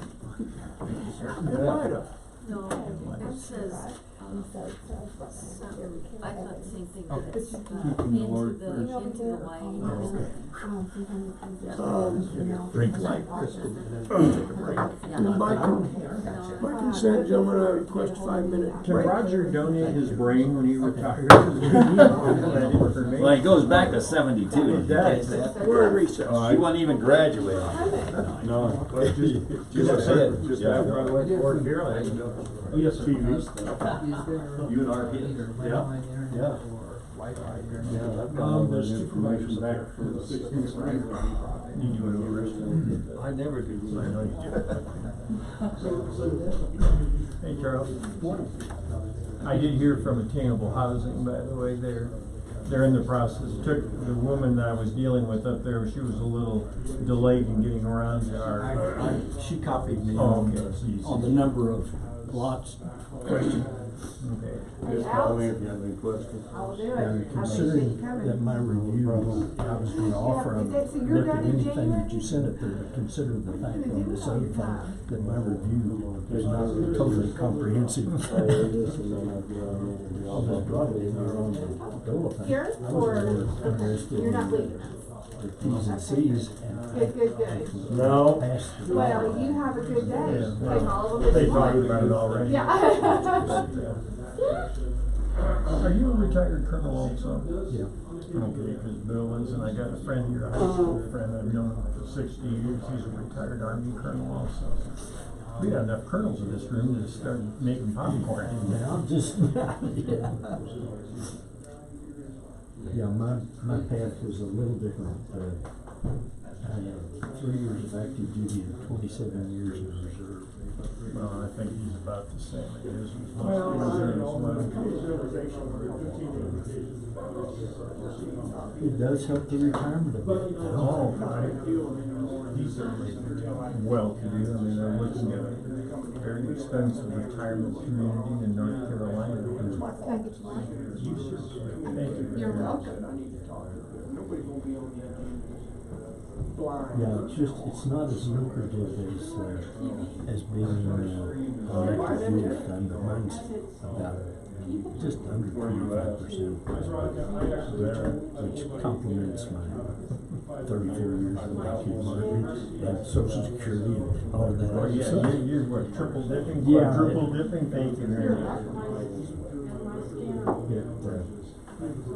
And as it turned out,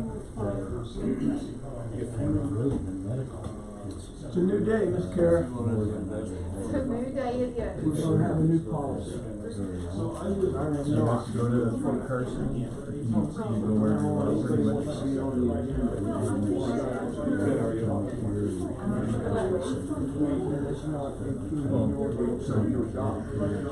was gonna ask you that. I know. Well, and that's when I got it feels. Yeah, that's pretty. Does Frontier cost you anything, or is? well, there's co-payments and they up to it, but I listen to Well, I looked down because I was like, I would like to. What he said, I thought it started with 10. retired council. He mentioned he wanted to speak. Yeah, I told him to be, I just don't think I explained that. Well, we don't very well, but. I said, you know, that, the I know. just catching up with But that's not even. highest cost. If they wanna be on, I'll just say I have to make sure with commissioners first, get approval from them. Commissioner. Well, I had so occasionally somebody got in on the tail end Or of just the okay. microphone conversations. I was monitoring live one of the last meetings, and I was gonna make a comment that you already had, is that much of the dialogue, especially between you all, can't hear it. and it's probably critical on where that's placed. There's the I microphone. asked Vernon, not only the three of us, but I wouldn't mind having one or two, so the audience, when they speak, could be picked up better. It's time we did that.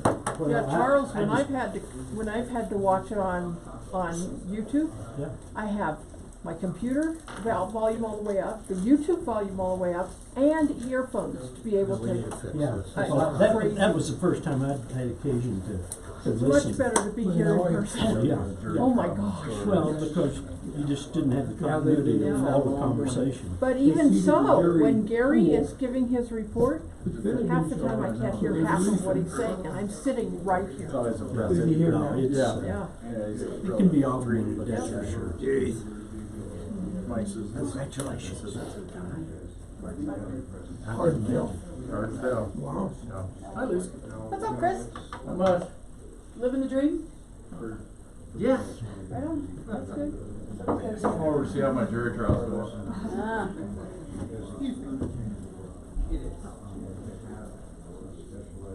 Commissioner Kanda?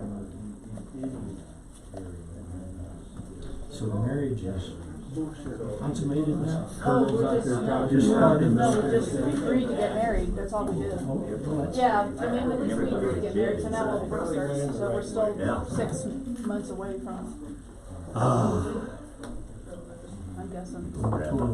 Relationship. Well, now we have to plan the wedding, pick a wedding date. It's still a lot of work to be done. Kept in the right direction. Yes, sir, it is indeed. Thanks for the coffee. Did you You're bring welcome. enough for everybody, Kelly? Or did you go buy that? Thanks, I'll pass it. Yeah, the vice for I didn't everyone. like it or anything. He wants a bigger piece of the action. You didn't expect that, did you? No, I didn't. Keep my mouth shut. That's like sitting in church. That's right. Sit there, don't give Meeting will reconvene. Next item of business on the agenda is consideration of proposed language pertaining to the interim solution to our EMS issues. I think, Miss Lisa, you were here towards the end of our last meeting. No, sir. Okay, all right. So I'm trying to frame what you were aware of and maybe what you were not. I couldn't remember if you were in that meeting. I was not. Okay. So we asked council to draft some language. We were struggling trying to come up with the wording for a motion to move forward with a recommendation from the committee. And so I think in a nutshell, that's kind of where we're at today. Would you concur, Commissioner Prince? Yeah, I mean, the committee made its recommendation and the commissioners felt differently, so that's where we are. I think because we did vote on the amendment to withdraw offering to pay $4,000 for the remainder of this year for coverage outside of the hospital district, for ambulance coverage outside of the hospital district. The recommendation was that and to pay the hospital district $14,000 for the remaining quarterly for Next year. the extent of 2020 until some permanent solution came to fruition. So I think that's where we're at. So council, I would ask that you read what you're recommending to us, I guess. I'm not sure, so it's a little unorthodox, but that's what we asked you to do and you've done that, so.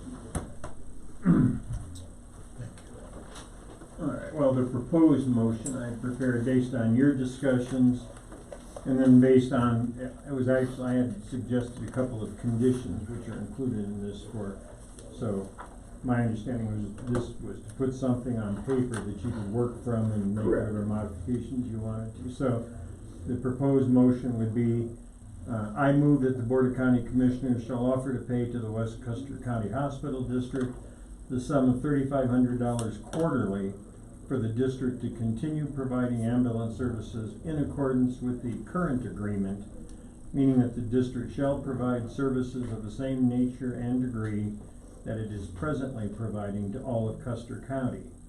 The first such payment of $3,500 will be made on January 1, 2020, and subsequent payments of the same amount will be made on April 1, July 1, and October 1, 2020, or until such time as a subsequent agreement supersedes this plan for temporary ambulance services for all of Custer County.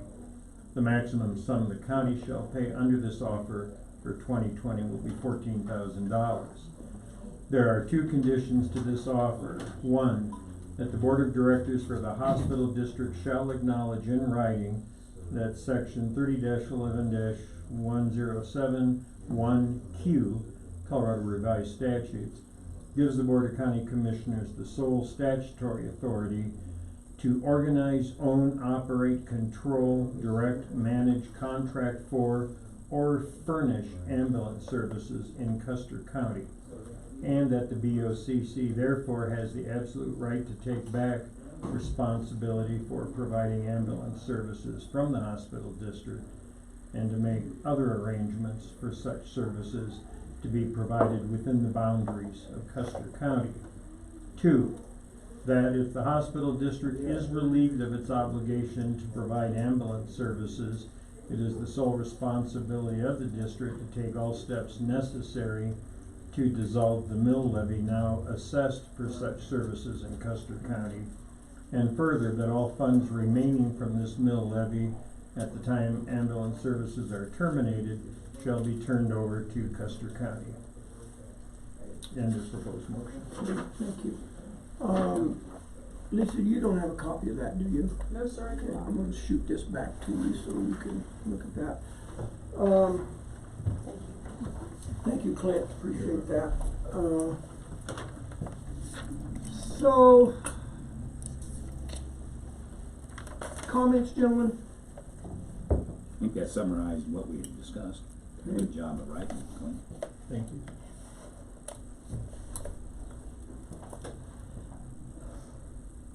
Part of me wants to say I think we need to be careful what we ask for because we might get it. Part of me says I'm not sure how the conditions of the offer would come to fruition. I'm not sure how anybody makes that happen necessarily.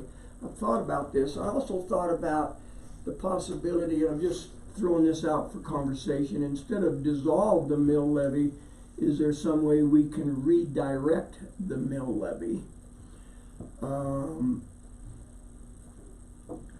What's the legality of that? I guess? Well, my feeling from and I haven't finished doing all the research on this, but the mill levy is done through the hospital district. And I think if they're not gonna be providing the ambulance services, I think we need to sever that relationship completely instead of having, and I think the mill levy was theirs, they put it on the ballot and it was approved, and they would need to take the steps to have it dissolved. The county would have to finance it separately in the future. It's gonna contract with AMR or whatever other options you might have on this. But I think it needs to be dissolved and to not try to transfer it or something. I don't see how that's gonna work. Okay. So I guess my thinking would be then that if that's the case, then we're asking the hospital district to dissolve the mill levy. Then it would be incumbent upon us to go to the voters and ask them to reinstate a mill levy. If that's how you want to finance it, but I think it would need to be a mill levy dedicated to ambulance service. I say mill levy, go to the voters and ask via the ballot Right. to fund ambulance service for the county. I don't see that you have to go to the voters on that. I mean, you can, well, it would be best to have a mill levy with dedicated funds coming in, because this is a substantial expense for the county to take on, however you're gonna pay for it. So I think that would be the way you have to go, but, I think that's where we're gonna have to head here, since, you know, the hospital district has now entered into the agreement, as I understand, with Heart of the Rockies, and Heart of the Rockies doesn't want anything to do with ambulance service. I don't see how we could continue this kind of relationship with the hospital district. So I have a similar question that Tom just asked. So, right now, this covers the interim, we got a year. Right, this is to And, work out the and during details. that time, we gotta figure out whether the hospital district keeps it, or we come up with a hybrid, or, and all that, and part of that would be doing things timely enough. If you had to dissolve that mill levy, it would occur in November of next year, right? Or can you do it on I haven't finished research. I'm not sure that has to go to the voters, but I'm not positive on that. Oh, And I didn't dissolve get- it, okay. I didn't get a chance to talk to Dennis Hunt on this. That was my area. To reinstate it, it probably would be, or to come up with another one you're recommending. It has to be set aside one way or another, Yeah. but whether, now, to dissolve the hospital district, I mean, apparently they're not talking about doing that, but if they did, that has to, well, actually has to go to court to have the judge approve dissolution of the special district, not to the voters. Why was that an issue? Was that something because it's not a hospital district anymore? Or Yeah, if they're gonna dissolve, you know, basically their charter I as see. as a special district, it's gotta be court approved, because it was established through court action. But that's not what I'm understanding. They want to remain a hospital district, and contract with Heart of the Rockies for some of the services that are provided, but for the ambulance services to be severed, from what I've seen so far in reading how the taxation statutes relating to special districts, I think they can do that without going to the voters on it, even though the voters have approved the mill levy in the first place. But I'm not finished doing my research there, so that's not an absolute answer. Ms. Lisa, would you like to interject? No, I wouldn't. Okay. No comment from me. Okay. In discussion of this motion, the hospital district board member Evans made it clear that she would not support the board accepting this offer if the original $4,000 for the remainder of 2019 was not included in part of this. Did you gentlemen hear that as I did, or? So, I was just, all I know is that when we discussed it before, they had agreed to continue the service through January 1st. Nobody. January 20th. 20th, I mean. Nobody had talked about giving them the money to Right. do that. And so right, which is why I made the motion to amend the original motion to strike that, was Right. because that agreement was already in That's all I place. know. So, I haven't heard any board member talk. I haven't been in any board meetings with the hospital. No, she said that. she said that when she was. Oh, in when she Allen. was here. Absolutely, she said that. Yeah, okay, other than that. What's the group's pleasure? I'd like to comment. Okay, go ahead. This is a slap in the face. The two committees, and I call it two committees, really one committee, but two sides, working congenially to come up with a solution that will help the citizens of this county by totally disregarding what the committee came up with, changing the committee recommendation, putting restrictions or conditions is more of a slap in the face than anything else, in my opinion. These conditions, if it is truly a matter of law, why aren't we asking them to agree to something that is a matter of law, other than to slap them in the face? What we've gone from is a working group to try and resolve a long-term issue that was facing us to an adversarial condition that I think is not in the best interest of our citizens. I resent this, I don't like it, I think it's inappropriate. The $4,000, the purpose of that was to pay, I don't mean them, the ambulance service for the service they continued up until the January 20th deadline that was given to us by them. And then we were gonna fund, we the county would fund the mill levy for the portion of the county that was not paying its fair share of the mill levy for ambulance service.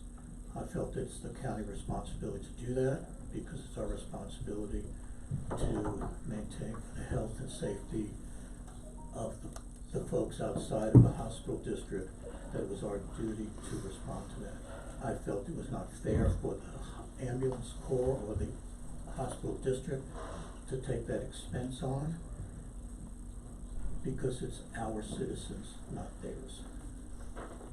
But it's not this is what the committee worked together to come up with. There was no solution other than we'll have ambulance service through the year 2020. Hopefully we'll have a solution to this problem well before that. Whatever that solution is, whether it continues $3,500, there's a vote by the citizens outside the hospital district to pay their fair share of the ambulance service. These are things that have yet to be discussed. Many things are on the table. We definitely talked about handing over our current ambulance service to AMR. Seemed like the discussion last time we sat here was, why didn't your committee come up with the recommendation to go to AMR? Because that was not what we intended to do. We intended to get coverage to the citizens of this county until we come up with a joint resolution on how we're gonna do it. That was not, certainly was discussed, but never was discussed in terms of, here's what we're gonna do, that was never discussed. It was how are we gonna get through this hump that's coming up in a few weeks on January 20th, 2020, of no ambulance going down to a portion of our county. I feel that this motion would create a hostile adversarial role between the ambulance corps, the hospital district, and the county commissioners in the county, and I will not support this. Okay. I guess a response, I certainly respect your position, have no problem with that at all. Appreciate your honesty. I think I've made it clear how I felt about the recommendation coming from the committee.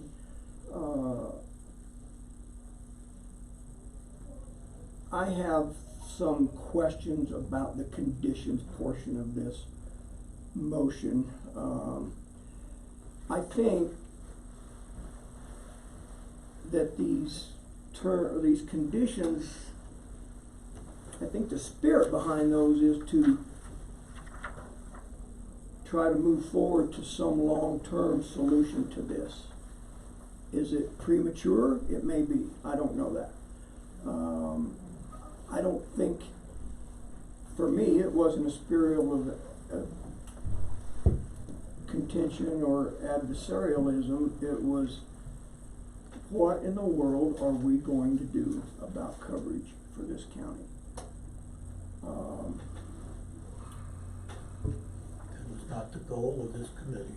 The goal of this committee was, the first phase of it was to make sure that our citizens received ambulance service.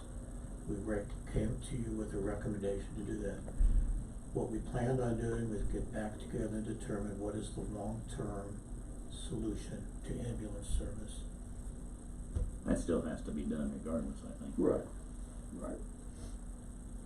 Can I just say one thing, since I was the one who proposed the conditions? Talk to those conditions. And it was the first condition primarily because when we went to the attended the hospital district board meeting, I got the impression from things that were said that they felt, some people at least felt that they were in charge once we gave them the authority to provide ambulance service, that the commissioners, didn't have any remaining authority. It was up to them whether they wanted to keep it or give it up. I saw that could be an issue down the road somewhere, and I wanted to have at least that issue addressed now, that there's an acknowledgement on both sides that you are the ones by statute that have the authority regarding whether you're gonna contract for this, which is what the commissioners did when they entered into that agreement. The condition number 2 is something you could save that for down the road sometime, is about how the mill levy is gonna be dissolved. But I really wanted the legal issue, that there's not some challenge, well, you can't take it away unless we decide we're gonna give it back to you. That was the reason for that condition. Yeah, that's a good point. That number 2 seems to me would be part of the resolution on how you go forward, depending on what option is chosen. I mean, that one is not as Whoever. critical to me. Yeah, the last hospital district board meeting Jay and I attended, Commissioner Prince, and I attended, was pointed out very clearly to us that the board felt like it was our responsibility to go to the ballot, that the hospital district did not have that. That's correct. That responsibility. Regarding the middle levy? I think that was about dissolution of. No, what that was, what we were discussing is who would go to the electorate outside the hospital district to determine whether they wanted to join, pay a 3-mil levy to get the ambulance service. That's what the discussion was. Not to dissolve, but to include. Nothing to do with dissolving, it's That's just one of to the include options. them, to give them the right to pay their fair share. Right. So what else do you have to do to research? I still need to know if a mill levy is going to be dissolved or set aside, what the procedure is, because it seemed, what I was looking at, reviewing the special district statutes, that it seemed to be their obligation, the special district, if they don't want the mill levy or are gonna dissolve or whatever, it's their obligation to, but I didn't find the specific procedure that they have to go about to do So, right. So that probably doesn't have to be done until we get into, it's not No. urgent. Right? And if they're not gonna dissolve as a hospital district, then the issue remains, how do we get rid of that mill levy? Tax and then try to cover a tax or a way to cover everything. Yeah, and it would seem to me that it would probably, you're gonna have to have your own county mill levy for this particular service. Right. Because of the expense that's involved. Mm-hmm.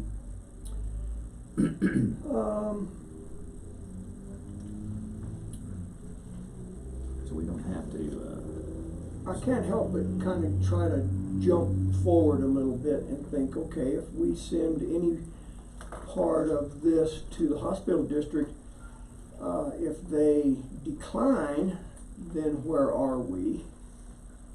How do we move forward? Obviously, it's clear by statute that the county has the authority to do exactly what's written in number 1. Well, it's clear to me legally, Yeah, that's my that's- legal advice to you. Statutorily. Right. yeah, we don't have to, it's covering that interim period, and I think that's what you did based upon our discussion last meeting. This covers it, I think. Commissioner Prince, could you support this motion if we drop the conditions? You know, Let me ask that another way. I understand the question. Okay, all If we right. didn't give them the $4,000 for, Correct. there would be okay. And I'm not asking that so that we can vote unanimously. That doesn't matter to me. I'm just wanting to get a sense of. I get it. Here's what I would tell you. I would tell you that I would like to support what the committee asked me to present to you. Okay. I was definitely part of that. I was part of the discussion. I was not an outsider listening in. I led a lot of it because I did not look at it as a committee, because we can't be on committee. I looked at it as my advisory group, and discussions with them.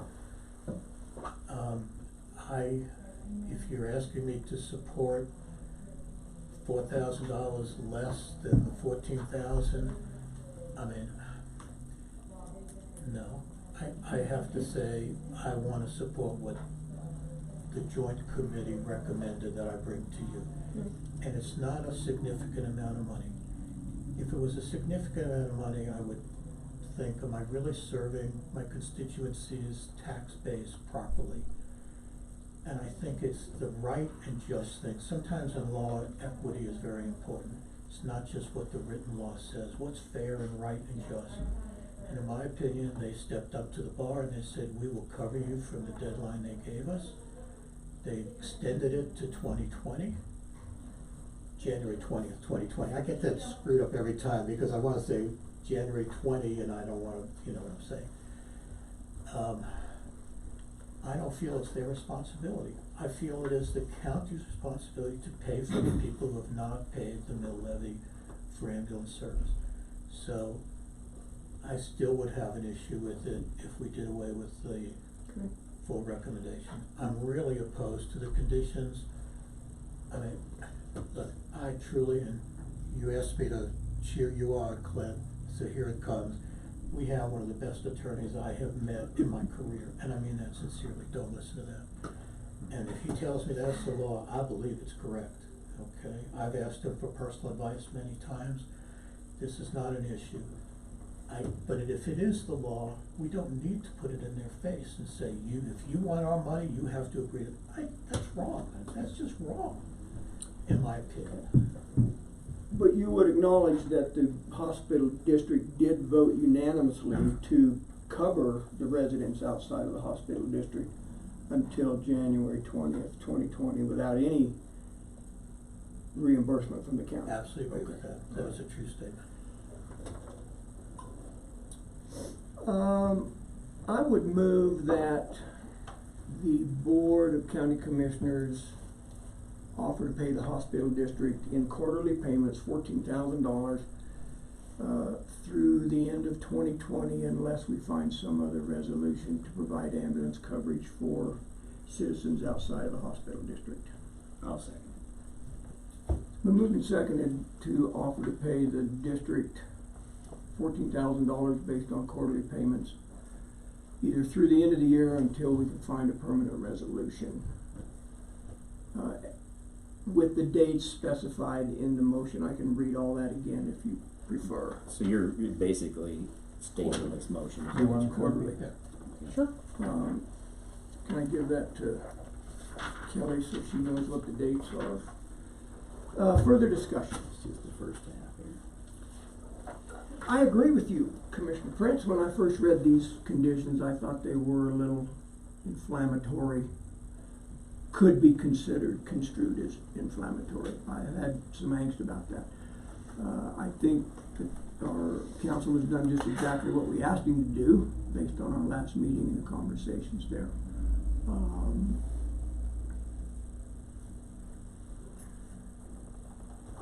I guess I just think that sooner or later this horse is gonna have to be ridden. We're gonna have to play out something, whether it is in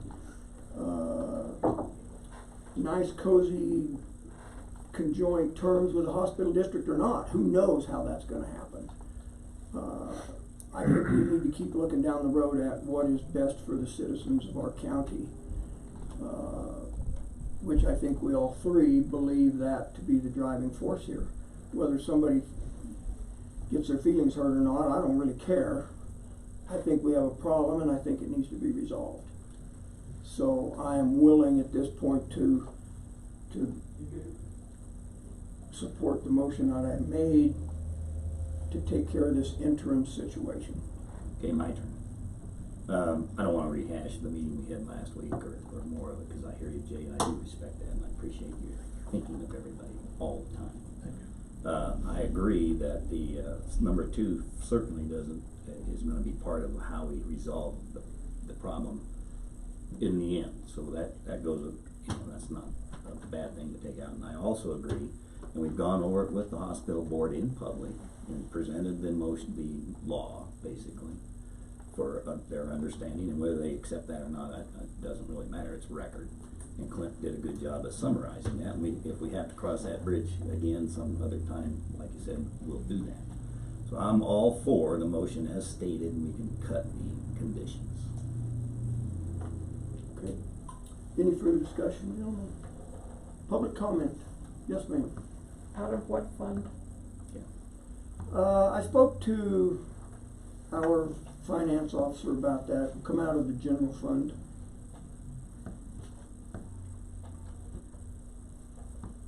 Further public comment? Can I repeat this motion? You may. Did you get the written? Here, I did. you wanna just read it? No. Okay, go ahead. I have to offer to pay $14,000 to the hospital district in quarterly payments, and you want me to list those April 1, quarterly? July 1, Yep. October 1. Through the end of 2020 or until a permanent resolution is found. Correct. Do we need to, well, I don't think the motion needs to state where the money's gonna come from. I don't know, I defer. That's up to us. No, Doesn't not matter. necessary. Any further discussion? Thank you, ma'am. Hearing none, we'll proceed to vote. All in favor say aye. Aye. Aye. Opposed, nay. Hey, Motion carries 2-1. We will, I would guess, draft up a document that, yeah, an interagency agreement Right. saying that they'll do this for the year 2020. And I appreciate you guys funding that. I understand the $4,000 post comment, if I may. okay, I understand that if we pay for something that they've already approved to do, are we squandering taxpayer money? I understand that. I look at it from a little different aspect, but I fully respect the way you looked at it. Now, of course, the agreement that the committee worked on included the payment until the $4,000 until January 20th, 2020. The hospital has certainly the right to say to us, wait a minute, that's not what we agreed to, we're not going to accept this. I just want to, that's a possibility, I just want you to know that that's. sure. Now, I think potential. we're doing what we I don't disagree with feel like we need to do that. now. Just as a point of clarification, I don't think this is an IGA. I think that we just send them a memorandum of our decision based on the recommendation of the committee. Right. I'm I guessing an think I IGA would- may come along at some I point. would think we want some agreement saying that we're committed to pay X amount of dollars, and you're committed on first call basis to send an ambulance if there's a 911 call. I think we'd be remiss if we didn't have some agreement signed by the director of either the hospital district or the ambulance corps, whichever one they choose is the appropriate one, and you, as the chairman for the BOCC. I would agree at some point that probably needs to happen. If you think that needs to happen now, then we can move It forward needs with to that. happen. But I don't know. I'm asking, actually. You brought the recommendation to us, we voted on it. I think the committee brought a recommendation to the hospital district, they voted on it. Correct. But they were different. Yes.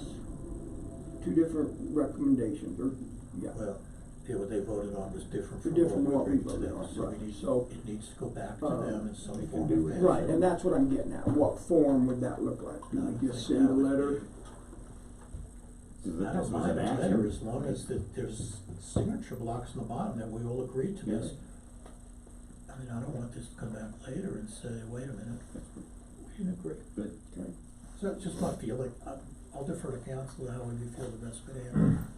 Well, we can put it in the form of a letter to the hospital district, and that we would be happy to prepare an IGA if they accept what you voted on today, which is different than what they voted on, but right now it's still negotiating on Right. this.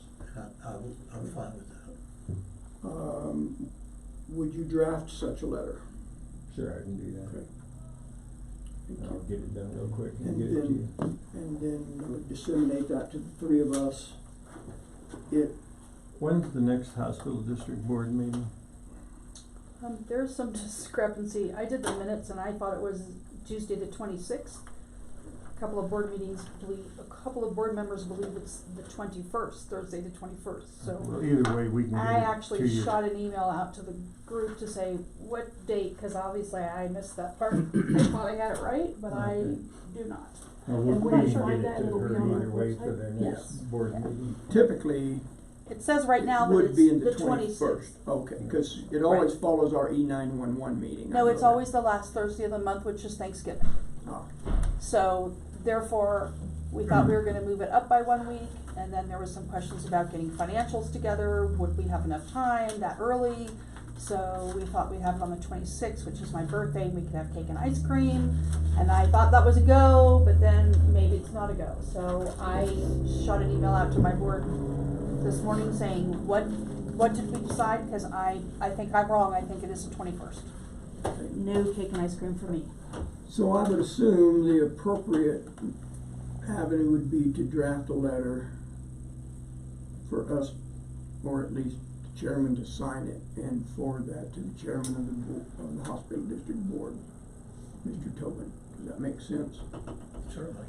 Yes, and I have Okay, go ahead. an addendum to that. I should have said it earlier. I do believe that we have the same goals in mind as the hospital district. We're not gonna let our citizens at risk at any time. And I know there's been 5 calls down there on, I don't know, X times, and so I think I think this is a good interim plan.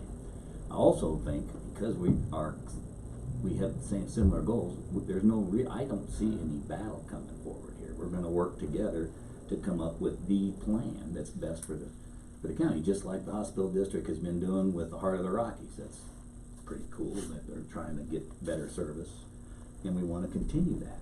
And so I would like that letter to reflect a handshake out there that says we're gonna make every effort we can to do this as congenially as we can in the good spirit of satisfying the medical needs of our citizens. Agreed. Okay? I'm not gonna battle with anybody. Agreed. This needs to be a cooperative, unified That's right. decision that will take care of the needs of our citizens. Yeah, another comment I had too, and was brought up to me the other day, about somebody said, well, where did you come up with $4,000? And I said, well, basically, I think that was a dollar amount that was settled on based on what a mill levy would have generated had that been in place down there. And then that person also asked me, well, how many calls? I said, well, we've gone back with the ambulance service and determined that roughly 4.5 calls per month. Their follow-up question was, how many of those were transported? Which I think is a legitimate question. If we realize that out of those, let's say, 5 calls per month, 2 of those are transported, 1 or 2 are they got a term for it, denial of service, or 1, or whatever, I just don't know. I've always stopped at the 4.5 calls per month as a reasonable number to have a conversation about.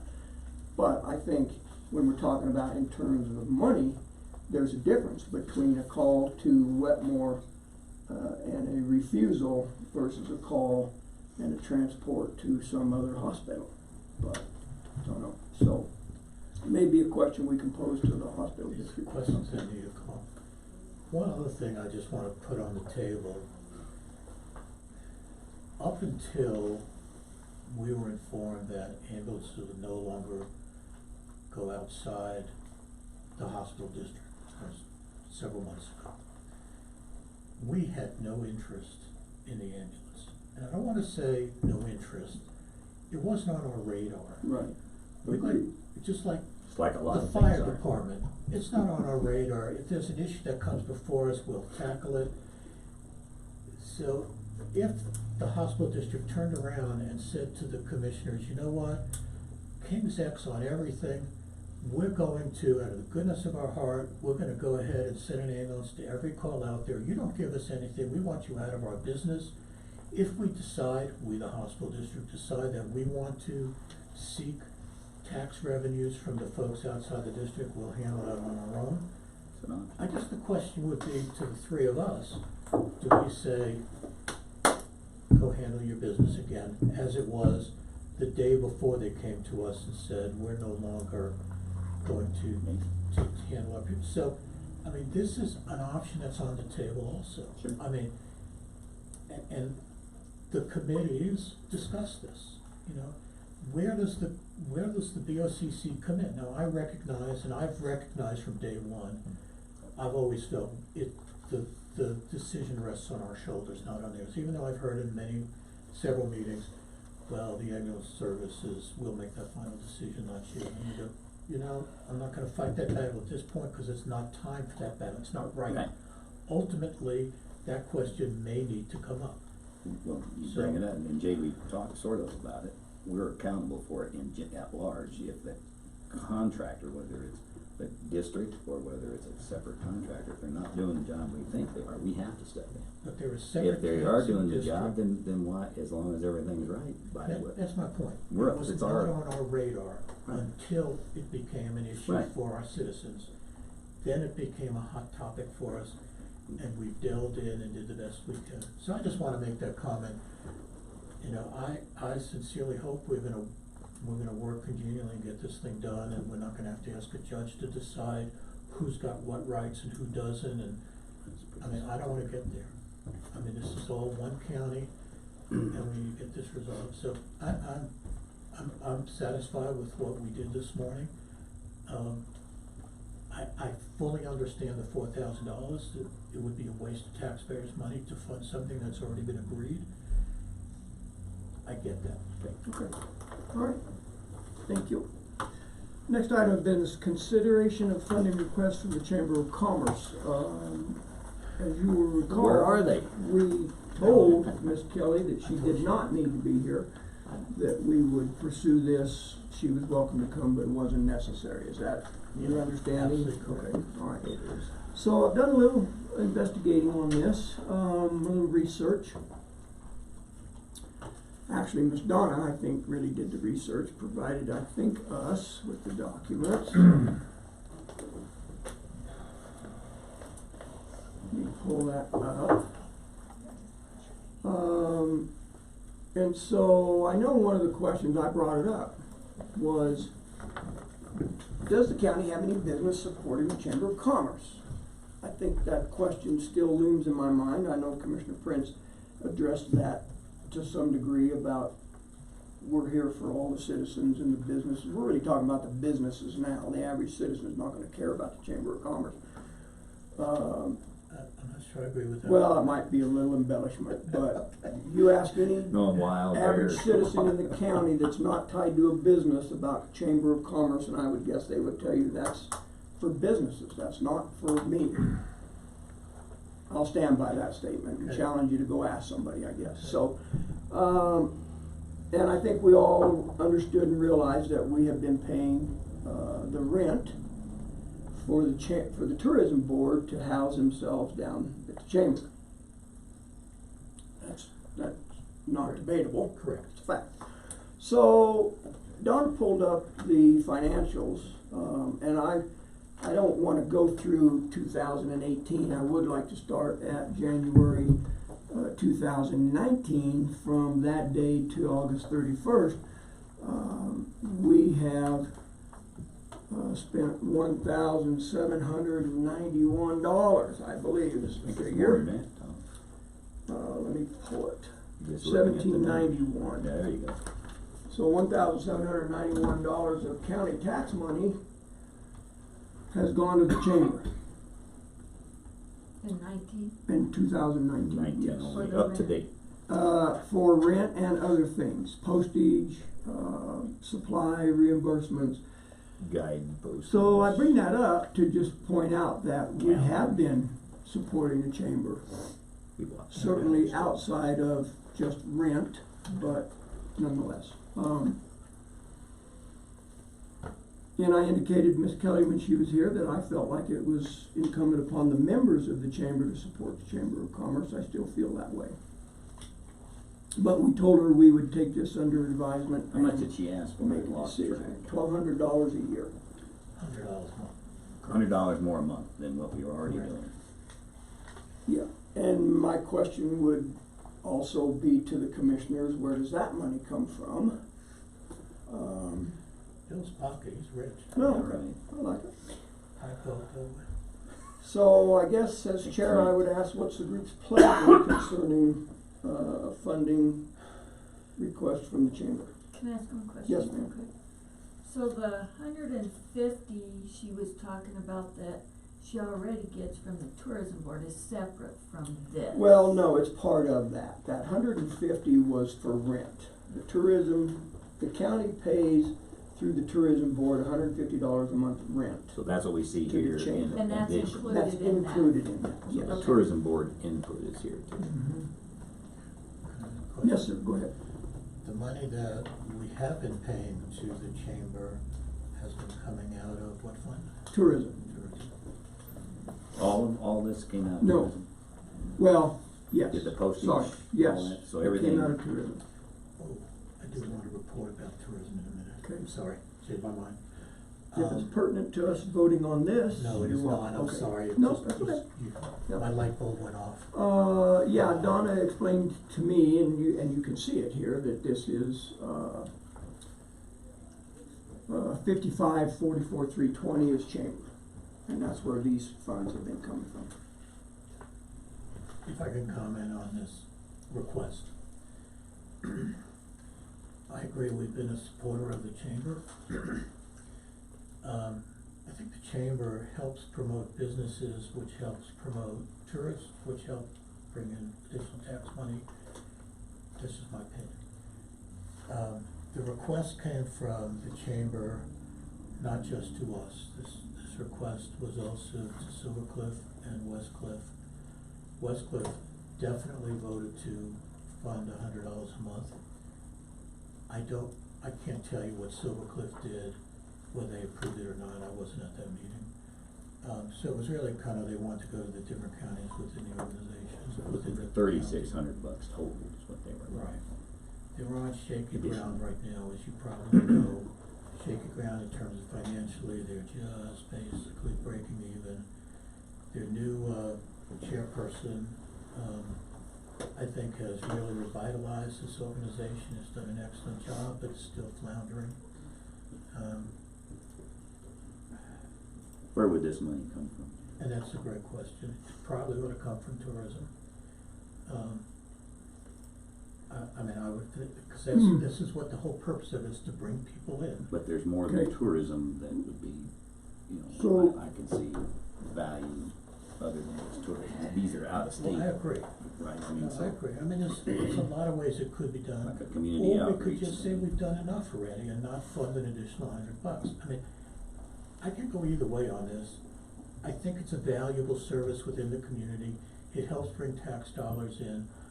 We are funding it significantly. Another $100 is, if make or break is $100 a month, they have much more serious issues than what we're discussing right here. So, I mean, I could go either way. Okay, so a point of clarification now. Yes. You said, well, probably go through the chamber, or the tourism. They're not asking the tourism board for this money, Well, that is right. right? They're asking the commissioners. They're asking the county, you're correct, you're right. Okay, The all right, county to okay. fund $100 a month. and we can do that if we have the Well, we authority. certainly can. We have Whether it's the right discretionary thing. funds that we can spend if we choose to for outreach and Other things like than that. tourism. We can, when I spoke to Sam DiNardo, we certainly can take money from the general fund as we see fit, as long as we do it with a motion. So, I mean, we have options if we choose to pursue them. But we have other things to think about, just not the chamber. What if, when the Saddle Club walks in and says, hey, we're on shaky ground, we need money? What if, when the next organization walks in? No, To what extent are we gonna fund these organizations? And it's a fair question, I don't know the answer to. well, I have a comment on that Go ahead. for a minute. We wrung our hands in October and beat people up for $1,200 for the year, and Tonight. so now all of a sudden, we're gonna reach in and because we think we got the money to absorb, you know. That's a good Other point. than getting into our own pot, like for outreach, or the tourism is another case too, it could be. But so, you're right, where you draw the line, and we are pretty substantial here. I like the fact that the two towns who benefit most directly, immediately by the Chamber of Commerce work, although there's a lot of activity that gets them to the sites in the county. And it might bring some new people in that would buy a house, which does help the county quite a bit, and more indirect, so it's. Yeah, I mean, if there's tax money collected, the county benefits, obviously. Just as the two towns, Correct. or one of the two towns, would depend on where they spend their money, but. Yeah, I've struggled with this idea too of,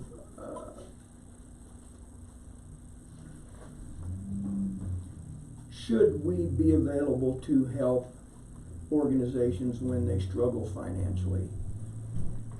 If they have any impact on quote-unquote tourism, not talking about the tourism board, and I think we probably do to some degree, but it kind of helps keep me awake at night, trying to decide what side of the fence I really shake out on. And I made this comment last time that I believe this should not be an open-ended agreement or arrangement. So I'm gonna move that we do support the tourism board to the tune of $100 a month. Chamber, sorry. How many a month? To be paid, $100 a month to be paid out of community outreach. I'll second the motion. It's been moved and seconded to, fund the request to the Chamber of Commerce for $100 a month. Beginning when? January 1, thank you for that. I think that would be appropriate unless you think it's that dire that it needs to happen No, now. I think it's fine. Friendly motion. Yes. For the year of 2020? 2020, correct, yes, for And, the year of 2020 only. And I know we've asked this before, what's the balance that we approved for that outreach? Is it like 40 grand, something? No, we just 25? did, we started with 20, That's what I thought. so. Further discussion? No. Public comment? Hearing none, we'll proceed to vote. All in favor say aye. Aye. Opposed, nay. Motion carries. We will contribute $100 a month to the Chamber of Commerce. I think we ought to have them come in and talk to us during the year. We always do that, we never follow through. Let's just check them and make sure that he's spending the money right. I don't disagree with that. And if they need, where do we really spend it? Can I clarify one thing? You can. Did you say through 2020 or for 2020? Well, for the calendar year of 2020, yes, that was the intent. I didn't include this in the motion. I wouldn't have a serious problem if Donna and the chamber came to us and said it'd be a lot cleaner if we just did one check. The motion was $100 per month, so I suppose Yeah. we I'm need really a not in favor of voucher. that. They are discussing doing Options. Yeah, I don't know how to say it nicely. We're gonna go I to don't Joe wanna- Loan Shark on the I don't corner wanna with fund the them and not ballots. be available in 6 months from now. I'd rather do it. And I don't have a problem with reconsidering this motion. You can do that anytime.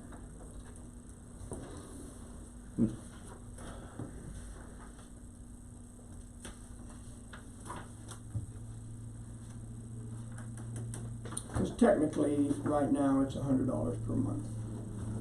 I should have thought about that. I'll move to reconsider the motion previously adopted by the board. Is there a second? To what end? For the consideration of, instead of $100 a month, just a check for $1,200 for the year. I'll second it. We're not talking about enough to make a difference here. Been moved and seconded to reconsider. All in favor say aye. Aye. Aye. Opposed, nay. Motion carries. Aye. One more vote, one of the two. We're gonna move forward. So that motion now becomes back on the table, for further discussion. Cool, yeah. Oh, I thought we were just approving. No, it. he just Uh, said, no, let's we- stop the no, motion. we just voted to Remember, he's got reconsider. the book. To reconsider the $100 a motion. month Yes. And as now- was stated. So are you Now he gonna wants to state it restate your differently. motion? No, it's back on the table. We are reconsidering it again. And the motion was to pay $100 a month? That's correct. Okay, So it's up for debate. okay, here would be my debate.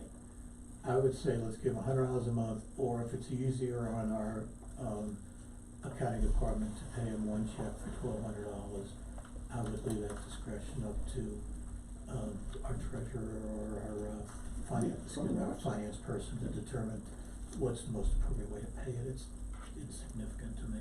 Okay. I agree.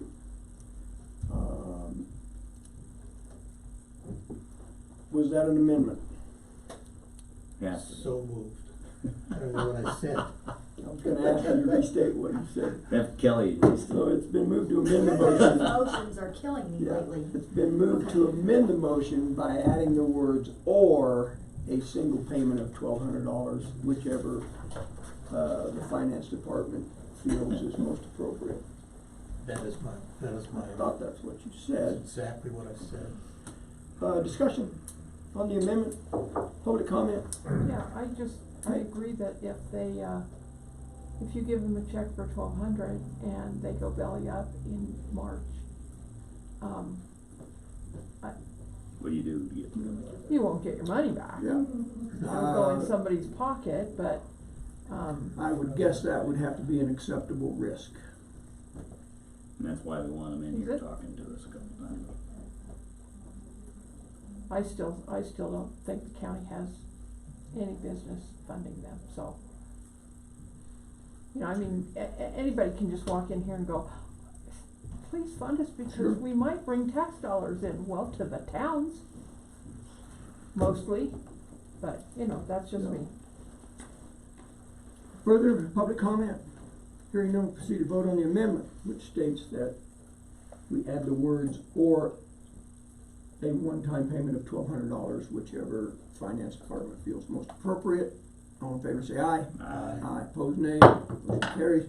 The amendment carries. We'll now proceed to vote on the main motion, which states that we fund the tourism board, or the Chamber of Commerce, sorry, either $100 a month or a $1,200 one-time payment. Further discussion? Public comment? Hearing none, we'll proceed to vote. All in favor say aye. Aye. Aye, opposed nay. Motion carries. We will move on. Yes, sir. Can I go back to commissioner items You may. that I failed to mention? Okay. At the tourism board meeting yesterday, I had asked at the request of the commissioners that the tourism board put together a basket or a Yes. giveaway for the Colorado Counties Incorporated meeting that we're all going to in December. They had on the table many of the items they're gonna have. Every single one of them is a Custer County item. There was a knitted hat that's sold by someone in Custer County. They had meat from Elevation Meat Market. They had soaps and fragrances by someone here in the community that makes that. Look up that list if you'd like. So. Yeah, it's wonderful. They have spent, the tourism board has spent about $175 on these items and anticipate when it's all said and done, they'll spend $200. Their attitude was that they do not want any donations from these folks, that the tourism board wanted to pay for anything that they received. It wasn't give me a donation. I offered for me to pay for that, to reimburse the tourism board. They turned me down and they voted to pay for it out of their own fund. So this is gonna be a really neat thing of just a lot of dark sky stuff in there. I mean, they're really putting together a really nice basket for us to give out. So I meant to tell you about that, I forgot, I'm sorry. I'm glad you did. I'd like to read through that list if I may, Sure. for the record. So the Custer County gift bag from the tourism, from their chairman Deb Adams, to include a dark sky large black sweatshirt hoodie, a Westcliff short sleeve tee, Crestone coffee, a pound of beans, Westcliff coffee mug, Rosita Mary lotion, Sangre's Art Guild 2020 calendar, Westcliff meats beef jerky, 3 kinds, alpaca woven socks from a local artist, sugar and spice Buckeyes, and other local products. Think the value will be well over $200. Will include stickers and or brochures, including or such as a discovery guide, Sangre Star Festival, accommodations, all the range, any other current literature, maybe some certificates at coffee shops, and they will finalize that at their board meeting, which I'm assuming is the meeting you just talked about. Correct, they do. So, I also will contribute some stuff to that basket as well, and we'll take that with us. And that'll be, they don't auction those off, those are drawings, they put their name in a hat and they draw out people that can win those. So this will be the first time we've been involved in that, so I think it's appropriate and really appreciate what the tourism board has done. Falls right in their wheelhouse, it really did. That was terrific. I called and said, I took this responsibility, Deb, could you help me? She said, done, and that was the end of that. Suggestion that maybe we ask Kara to write a thank you note, and maybe the three of us sign it to the board. Good, so noted. Plus they All right. had a grant that they gave somebody else that, without question, cost $500. I forget who it was recently. They give out $500 to a lot of organizations. They're going, Yeah. they're really standing up. Okay, very good, thanks for bringing that up. So we will move on, that's okay. Next item of business, consideration of the fiber broadband project is proposed by Silver Cliff. Alright, I put that on the agenda, so I'll talk to it. And the reason I put it on, I did that on Friday, because I had gotten a phone call into Bob Pfeiffer finally, and so I wanted to discuss it, and so you all knew. And in the meantime, Silver Cliff, of course, came on with their trustees voted unanimously to go ahead and move forward. So let me, in the new Canada vein here of being quiet when so appropriate, and not rambling on, I typed everything up, and I'm gonna make it available for the record. And just to get all the data on the table, because you all asked me to meet with people, find out things, and some of these meetings and these other things. So I'm gonna step through the major points, okay? Alright, so we'll back up to the last meeting. I did report that I had a discussion with Sally Clark, so I started off with that, and I said Sally is very supportive of the broadband program for Custer County. Respects Mark Carmel, and it was because of her relationships as a city manager that Mark was in, as well as other governmental jobs. So, I don't mean to interrupt you, but for the audience's sake, and maybe for mine too, could you remind us when you get someone's name? okay, it's Carmel Associates, who Silver Cliff had, and I forget, we've been doing this for how many months? Long time. Yeah, so, I was thinking Sally. and some of the questions was, because, keep in mind, Silver Cliff is the lead agency, we were not. However, we do have a broadband program, and we do care about getting fiber into the county, if nothing else, from a county point of view, in order to feed our tower program with a fiber link, because it does save going after another grant after we get the towers built to get it fired up with a big gigabit feed. And so that's how this sort of got started. And so we wanted to make sure that because the lead agency had contacted this particular subcontractor, we wanted to validate their credentials, basically. And so that's what I went about doing. And then, and other things, as you'll see as we go through here. So I said, they respect Carmel and her dealings, and looked at him as a manager and a leader. And it was and she has her director of operations to become in contact with us. I reported last time. He hasn't gotten a hold of me yet because he was in Phoenix. Sally's giving some awards, a grant, I presume, to Fremont County. I think it's next week, and so she's trying to tie in a visit up here so we can ask all kinds of questions about the broadband program grant as well as other infrastructure programs. Okay, and we'll have that as soon as we can get that scheduled. I then had a discussion at length with Amy Ford. Amy Ford is the previous State of Colorado Director for CDOT operations on broadband in particular. And so, and she and has moved on since to another job at a higher level. But I asked her specifically about the relationships CDOT has and the programs they sponsor by utilizing the rights of ways that CDOT have. She had no reservation at all. Bob Pfeiffer is the guy that inherited basically some of her old job, but was already in charge of the broadband program for CDOT. Bob was. He had Tom Rivera working for him as a direct report. Bob did. So he respects, or she respects Rivera, made sure that Bob Pfeiffer was engaged along with his director for this region, Allie Axley. Rivera worked directly for Bob. Both Bob and Allie have great respect for Tom. And Allie, we've all met. She was here at a meeting when we were at Rancher's Roost, when CDOT came up and discussed some things. We were talking specifically at that time about Wetmore problems. So that's Amy Ford. I haven't heard from his director, and I can't remember his name off the hand. But then Friday, I had Pfeiffer finally got back to me. He'd been on vacation, so I hadn't replied sooner. And he has high regard for Tom Rivera. He was his direct supervisor. Did say that they certainly support granting us right of way in their highway system for use, and what they want in return is 12 fibers.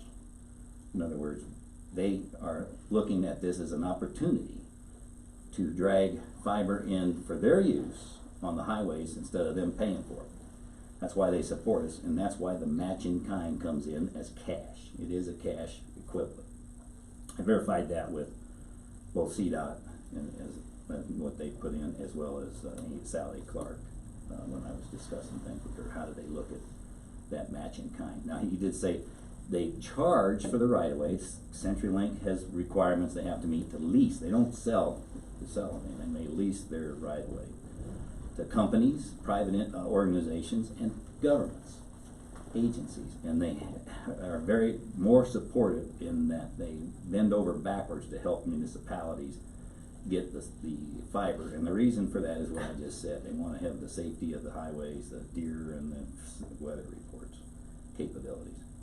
And so they said, here's how I stated. They did say they will certainly support granting us right of way in their highway system. Doesn't guarantee it, they just, they're going to support, talk to us, as long as the program looks viable. For the use of 12 fibers after installation. Stated it is cash in kind. They normally lease use of their rights of way, but work very closely with local governments. He put me in touch with his new operations director, Allie Axley. So I called Allie, and she was very responsive, immediately called me back when I left the message. And she stated that definitely supportive of the program, has high regard for Rivera, was very supportive of helping us through the grant process. I specifically asked her, I look forward to having you come up here as we get in the middle of this to help us structure the grants to be more, because they've had experience doing this with other agencies, to be putting the buzzwords in that matter. This is sort of how I stated it. They have an interest in someone else funding the program is the big deal. Then I got into a discussion with Mike Carter, Westcliff. And the reason for that was because he had been trying to get a hold of Allie. She'd been on vacation, and she asked me about him. So I got hold of Mike to let him know, because Mayor Winkie is leaving town again, and he wants to vote for this. They're, in general statement, they support doing this right now. He wants to get his board together, and he's going to have Bispado and one other board member engaged. So the mayor is supportive, I said right here. Wants to meet with me. He asked for a meeting, Mike did. He said, Paul said, would you meet him on Thursday to consider, he wants to consider signing the IGA before he leaves on a trip. His issue is, I think their board meeting is on the 3rd of December, which is after the deadline. Leave on trips. So the board meets later. Mike is also trying to talk with Allie, so I relayed the discussion. Mike thought it was looked like a win-win kind of a thing, given what CDOT's wanted the fibers for. And then had a discussion after that with Dennis Hunt. Called him up. Spent about an hour on the phone with him. he says, because we had issues with, do we need to compete this contract or not?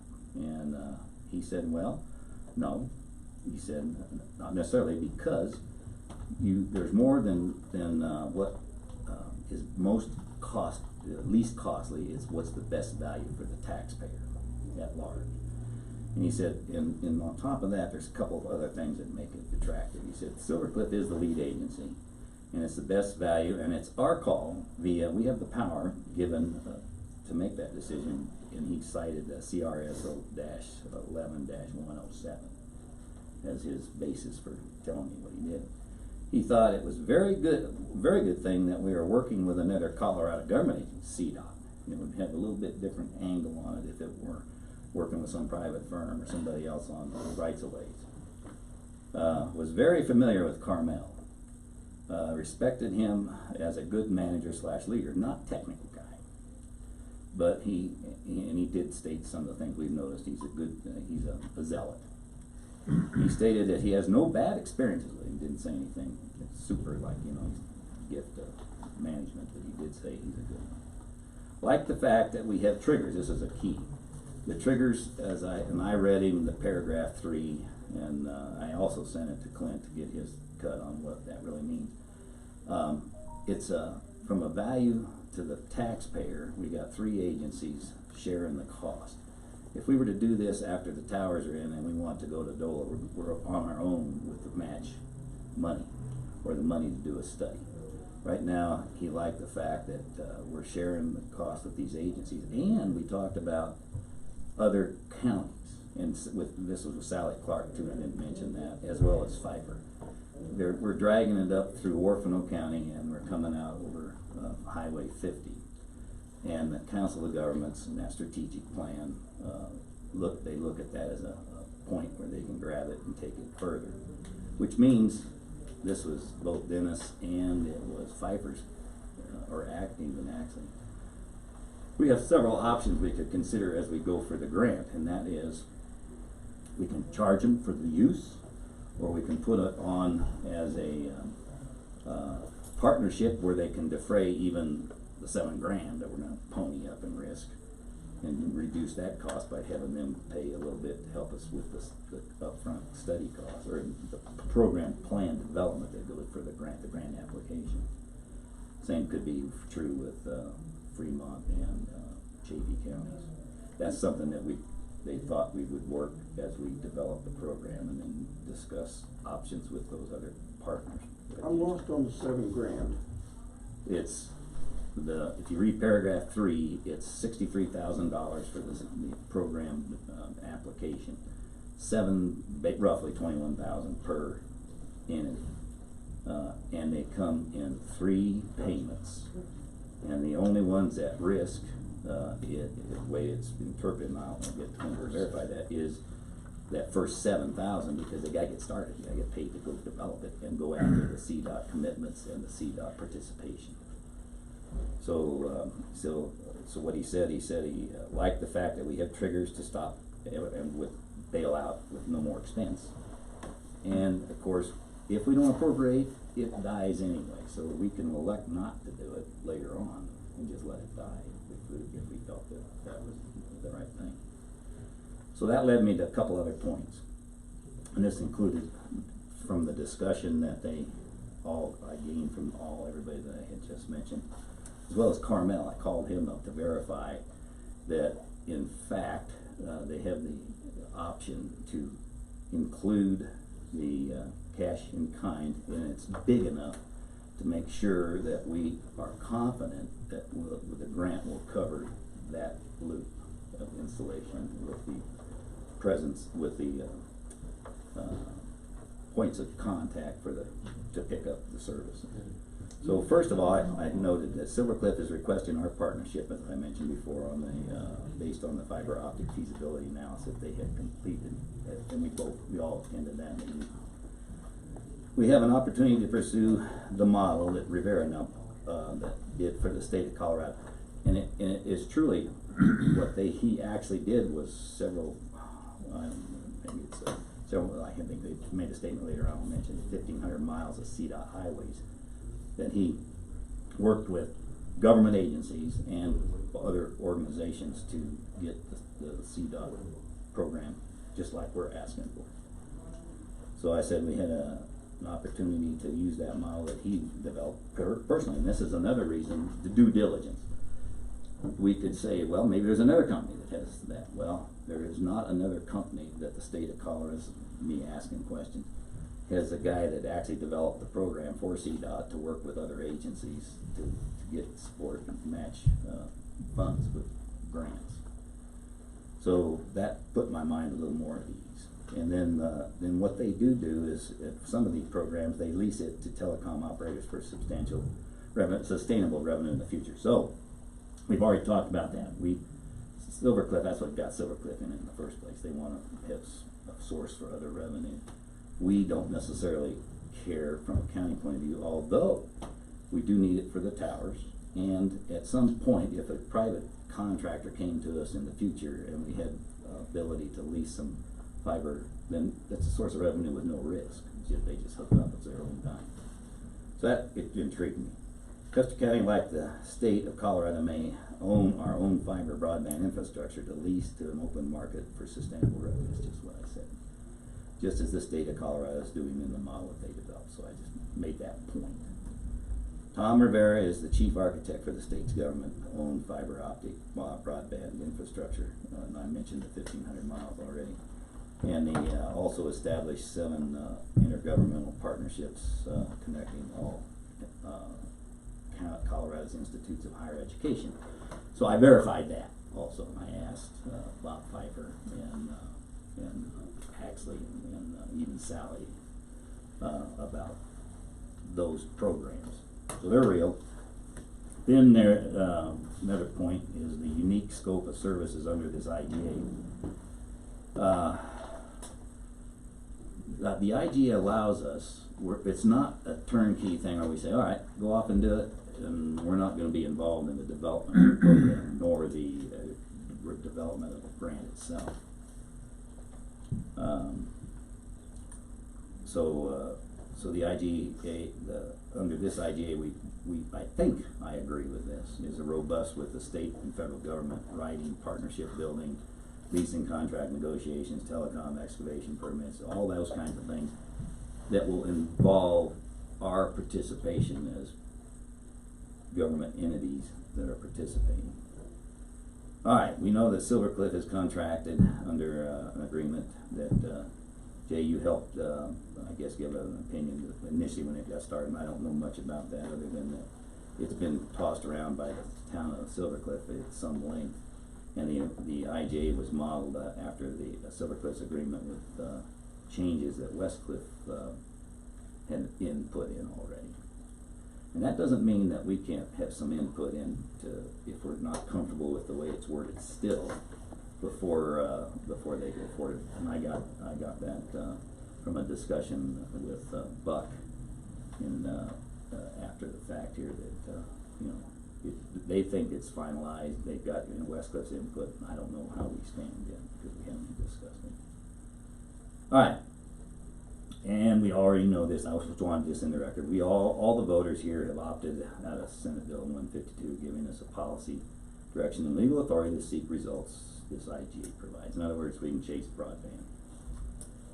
And just as a side note, it is number 3 on our strategic plan.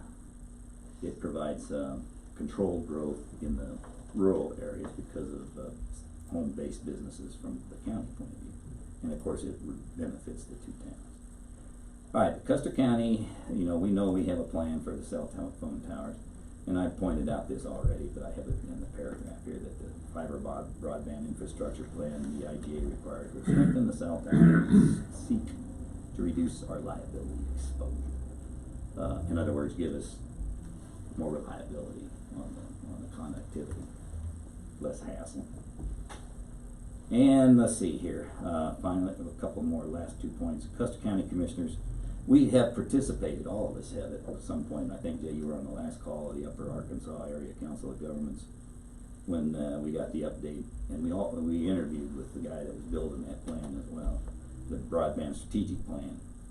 and the broadband, and it was adopted by the COG on our behalf in effect, where we made sure that it rolled, that plan included what Custer County is already doing from a broadband point of view as part of the big picture for the Council of Governments. But we're not held hostage. Anything that they would do that would cause us to go back to the taxpayer and get money in order to complete it. So I thought it worked out pretty well. And further identifying fiber optics broadband services is a top priority for us.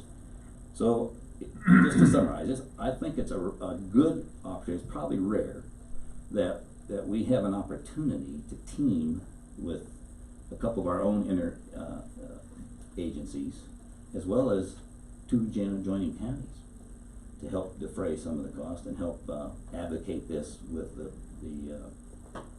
USDA for the money. You know, it helps us. There's no such thing as a guarantee, but it certainly improves the likelihood that we should be able to at least get the money that we're asking for. Now, we got to make sure it's the right amount, and that's the thing to move ahead. So, given all that, I would move that we support the IGA with whatever modifications we do in order to help get this moving. So, if you would, Bill, could you clarify your proposal, your motion? Okay, Because yeah. I didn't understand it okay, completely. yeah, all right, yeah, because I was It's okay. putting it, because I I just didn't wasn't- write, and I knew that we would go through a revision. I didn't want to resolve it and then dissolve Make a it. motion. But I would move for approval of the IGA as presented with, after we review and make sure that it covers our concerns, if any, and call, and that's my motion. I'll second it. It's been moved and seconded to approve the IGA after we review it. Discussion. I have a couple issues. Not issues, questions. Yeah. First one is, one of my biggest concerns was, and I think you addressed it right off the bat, I was under the impression, apparently incorrectly, that we were mandated to put something like this out for bid. And you say that is not a necessity. Right. I'm surprised, but I accept that. And the second is, we don't have this budgeted. Have you thought about where this money? Well, I did, and you know where I got it was from you, when we first had the meeting in Silver Cliff. And we were tossing this around in the background, and we looked at the big picture, 63,000, because you remember that presentation, it looked good, and we were gonna do it for blah, blah, blah, blah. And we said, my goodness, this is exactly what we want. And then we made some statements, well, we could probably fund that, we could probably find the money. But then Tom, in our discussion, Tom said, well, that sounds great too, but I think it's better if they all have skin in the game. I agree. And we said, at that time, where would we get the cash to do that? And in my view, it goes right back to the same place we always dig deep in the well. It's the general fund outreach, community outreach fund that we have been using in the past, or we'll have to look at. And that's something that we would have to discuss, unless we need it for this motion, we can get into it, we have to defer this. I won't support the motion if it comes out of community outreach. Well, then we gotta figure out where it comes. I You haven't- guys may. I'm And I just didn't- telling you up I front. didn't, I wouldn't support that. That money, I think, was the spirit of that whole line Yeah, item. in the I agree, budget. I just threw that out, and Something we gotta figure out where it comes from, which I think we can find. I'll be honest with you, gentlemen, I think, and I've voiced this before, I just do not like voting on motions based on something that's gonna happen after the motion. If we wanna review it, let's review it and then approve it, or approve it like it is. Okay, if you wanna. I just struggle with that. Well, I was just trying to accommodate if we, I don't know, did you look at the IGA in depth, Tom? I didn't. You have? Have you, Jay? Yes. And Clint, have you? So I will modify that, and I wanna approve it as written, and then we can debate whether it's adequate or not. And I would like to hear, Clint, have you got any input? Well, just that the obligation, like you said, has the triggers. I mean, the $7,000 is the risk, there's deliverables, and they got 45 days to come up with the first thing before you're committed to pay any more. And then 95 days is to have the whole complete plan for you. And if you don't feel that they're delivering what they're supposed to do on time, you can bail out legally.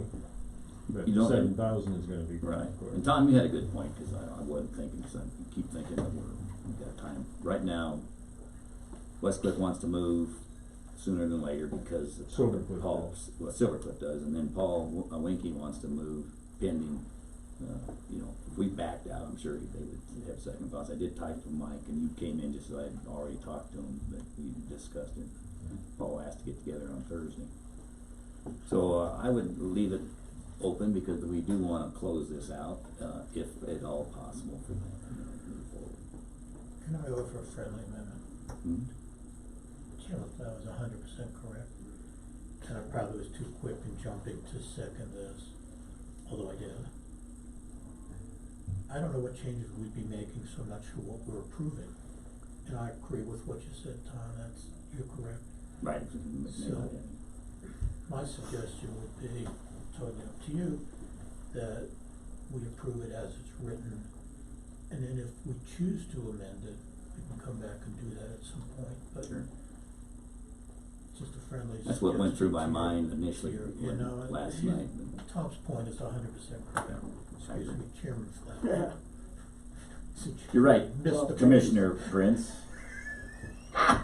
So, for the process then, you've offered that up as a friendly amendment. I did. I'm fine with that. Commissioner Candu, you all right with? Yes, I am. Would you restate your motion then, for the record? All right, I move that we approve the IGA as presented.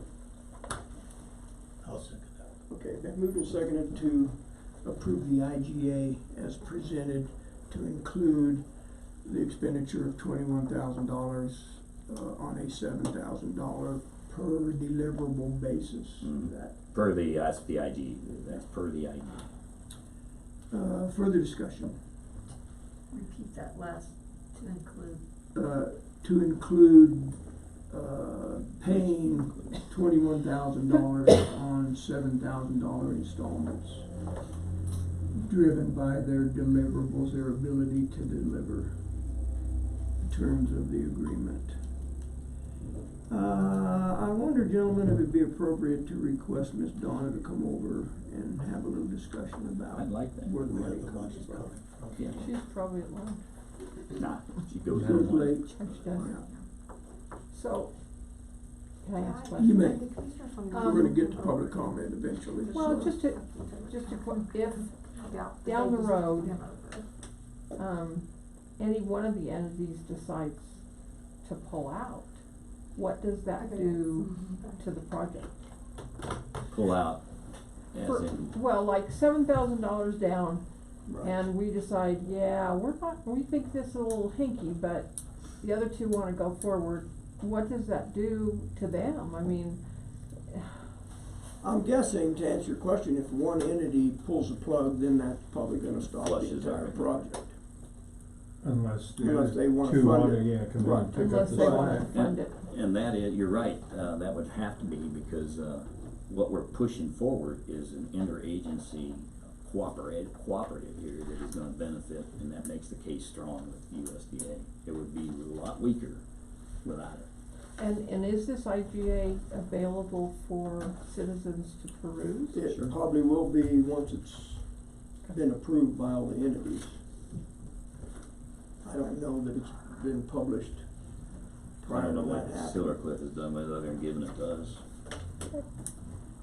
I just looked on the website too while you were speaking, and I could not find the strategic plan. I thought it was on our website. It may be. It if is, couldn't I had, find it.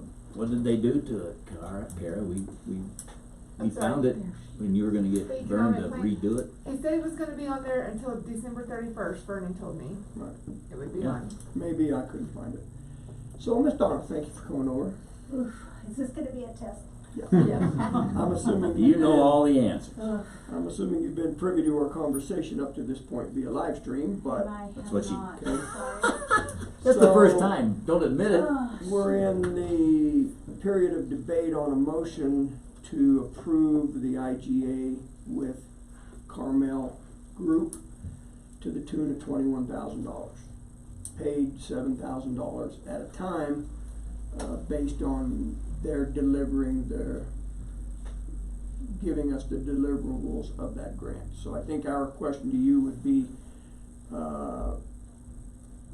where will $21,000 over the next 95 days come from if it is not coming from community outreach? Because that's off the table. Could what they're doing be considered a capital outlay? No, this is to pay for a plan. And it's communication, Yes. so probably grounds and building communication. Not that we have 21,000 sitting there, but that would be a good fit for the spot.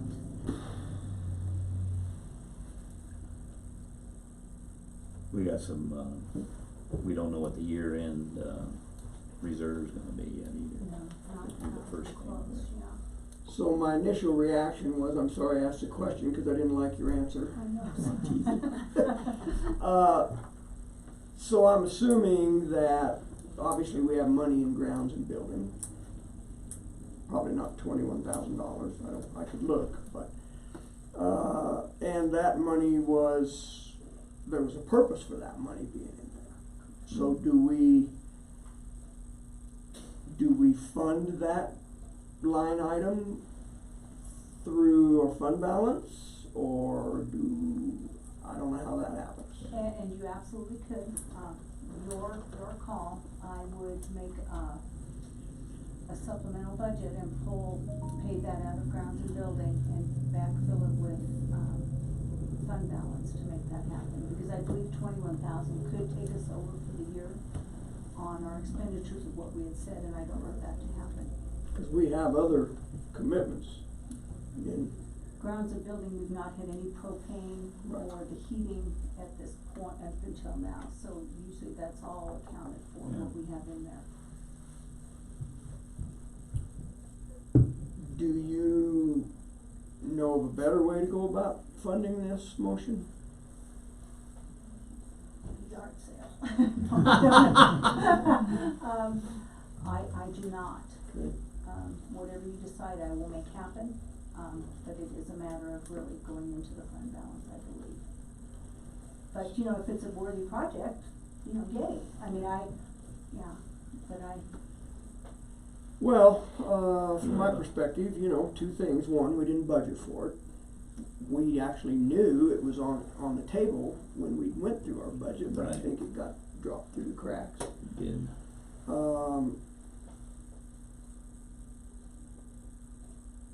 Mr. Mike, would you care to weigh in, sir? Yeah. We're meeting tomorrow afternoon to try and make our final decision as well on this. And we had some concerns. I think those are minor concerns, same concerns you folks had. I can't say what's gonna happen for sure, cause I can't speak for our board, but, you know, it's definitely on the fence. Okay, I appreciate that perspective, thank you.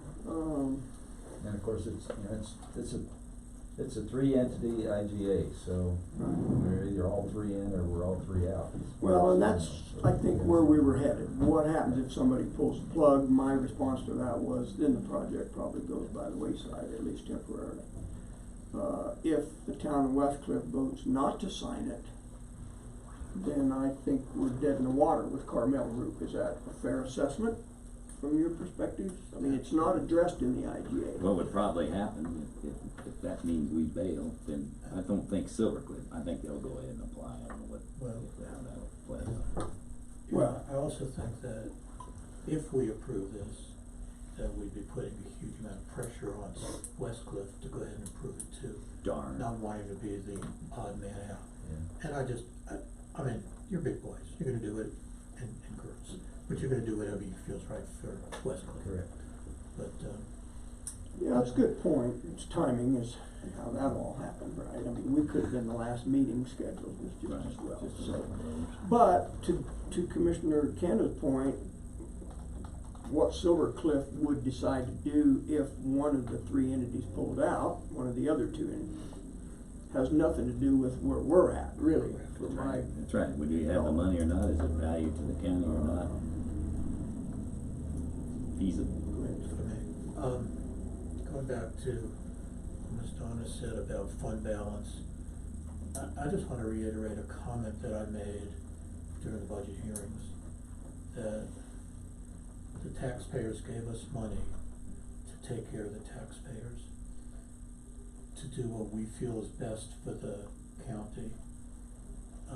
We've obviously, I mean, for years now, have been involved in broadband, getting broadband in, thanks to Economic Development Corporation, you know, we're on our way. Hopefully we can get the rest of the funding for the tower project. This is an adjunct to that. I've always felt, Captain, I'm about to say, we must keep a large amount of money in reserve in case of emergency. However, it's not the best use for our funds for our citizens.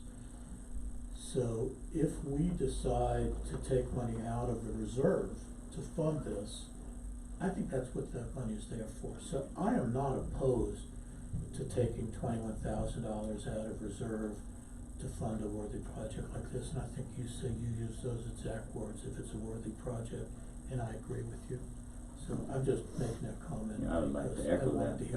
One thing to point out, Jay, is, that's a good point. Silver Cliff in effect has that same attitude because they're cashing in CDs to cover. Understand.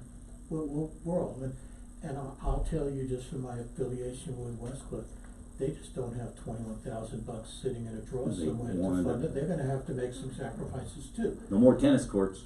The real question is, they did ask us this year for it, we didn't fund it. But And a point of clarification, Donna didn't say she thought this was a worthy project. She said if we determined it was worthy. And then Correct. I used her words for that. And then you turn around and He took credit for it. If I misstated that, Ms. Donna, I apologize. You said that you agreed with her statement completely.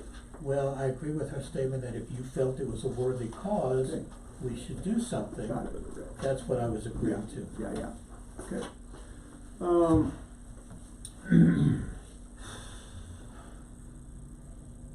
Bogle, would you like to weigh in, sir?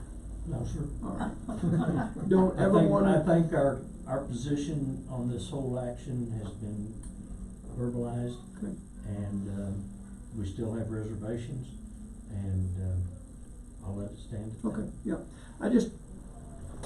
I ask out of politeness to give you the opportunity if you wanted to. I don't believe we take offense that you don't, because you're exactly right. You've weighed in on this. I struggle with a couple things. I appreciate your presentation. It was succinct and to the point. I was able to track, I think, and Good. And I appreciate your efforts in doing that. I think we recognize that brings value to all of us, and we all need to do the same thing whenever it's appropriate. Just try to be succinct and to the point. I don't want to stand in the way of progress. Gosh dang it, I never signed on for these kind of decisions back in November of 2017. Yeah, you did. That's a bunch of bull. Yeah, No, I did. And how could we have ever budgeted? I mean, I guess we could have addressed it this year. It's not something, we're not gonna look into a glass ball and say, oh my gosh, we better budget for this because this might happen. Can't do it for everything. So, I know it's easy for us to sit here and pass motions to spend money. But I think we gotta always ask ourselves, where in the world's the money coming from? Mm-hmm. And I think another point that I've asked myself, if we had to go back to the budget and cut $20,000 out to make room for this, would we do that? That would have been. And to Commissioner Canada's point, man, we beat people up over $250 during the budget hearings. And And now we're getting ready to drop the hammer on 21,000. and that's, but you're right, and that's why, you know, I don't think we'd be dipping into the reserve for $1,200, but for something like this, that's what the reserve is for.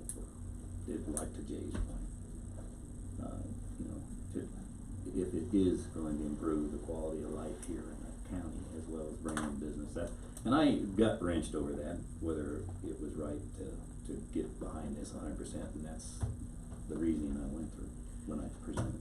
So the other question I have, I look to Mike and to you two gentlemen. So we do this, comes up with this plan, what happens next and how does that get funded? I don't buy, oh, we just go to USDA and get a grant. I don't buy that for 1 second. It's not the plan, that is exactly what it is, Tom. It is not a plan, it is an application for the grant. And that's the next point you're saying, or?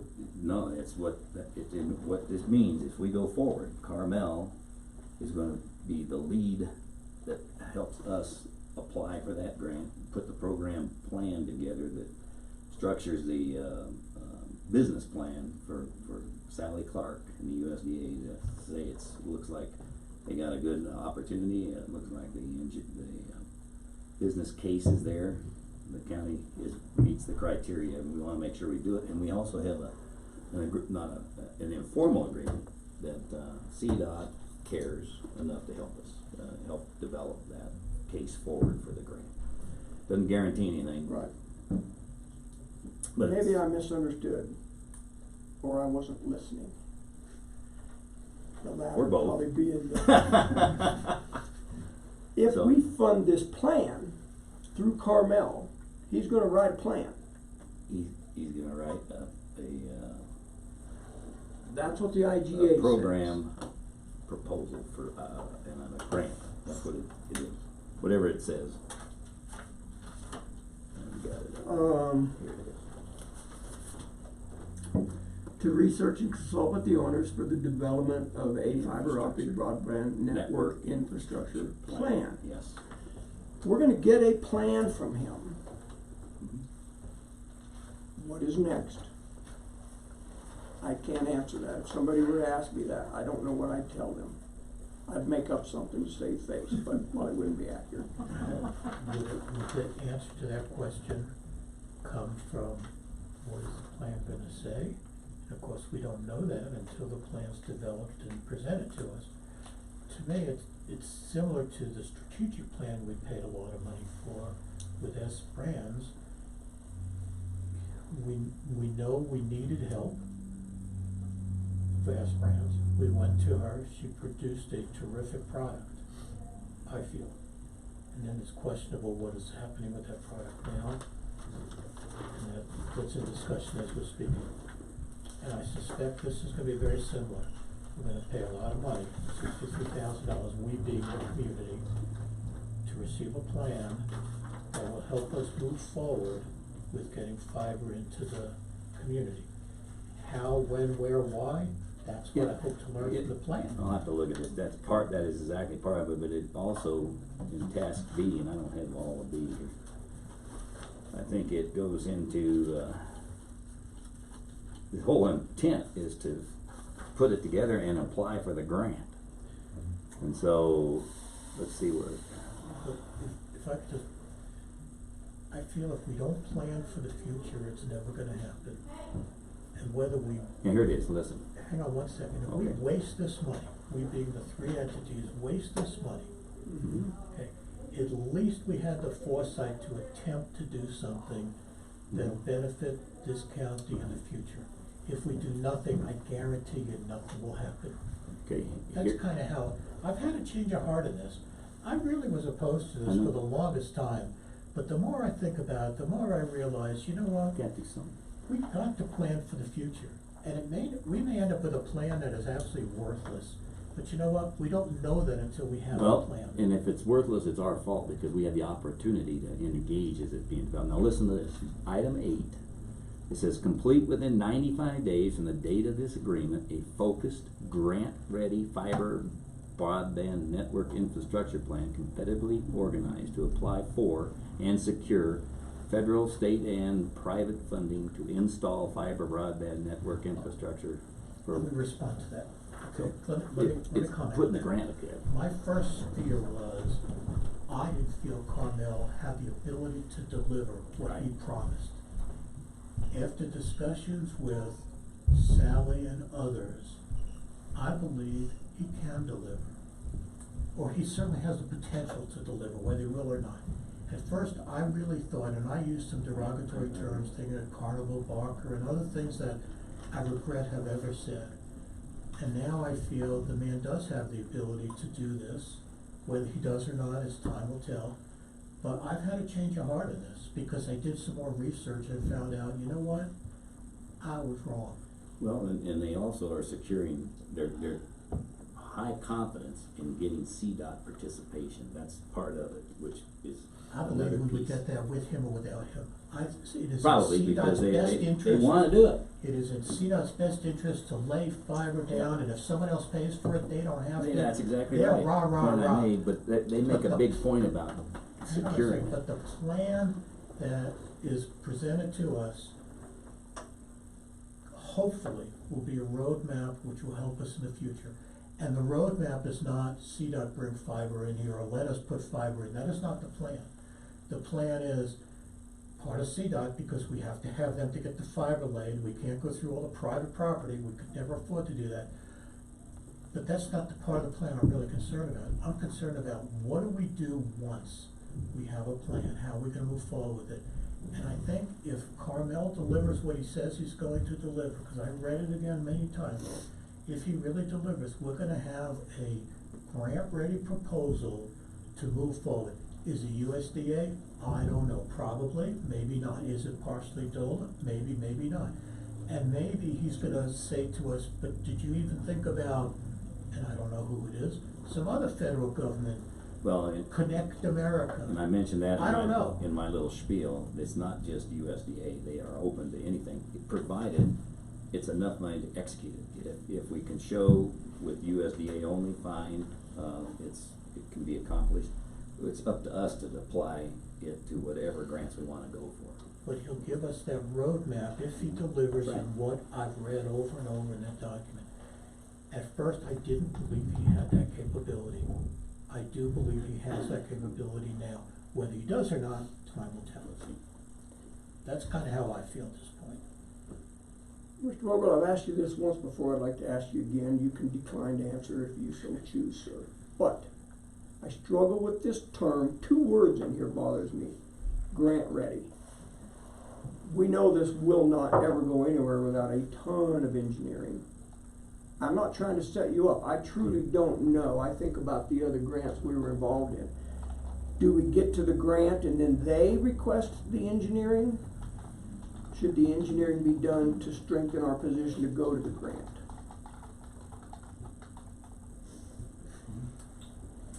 Preferring to say that I've already told you what I think of this process. It is not the process that economic development would recommend.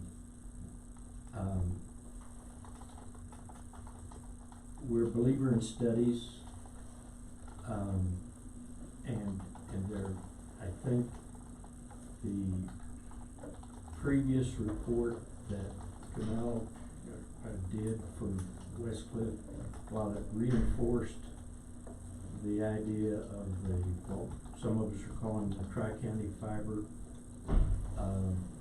and I think at best its cost was projected based on experience, so without benefit of a detailed engineering study. That's not what we would have recommended.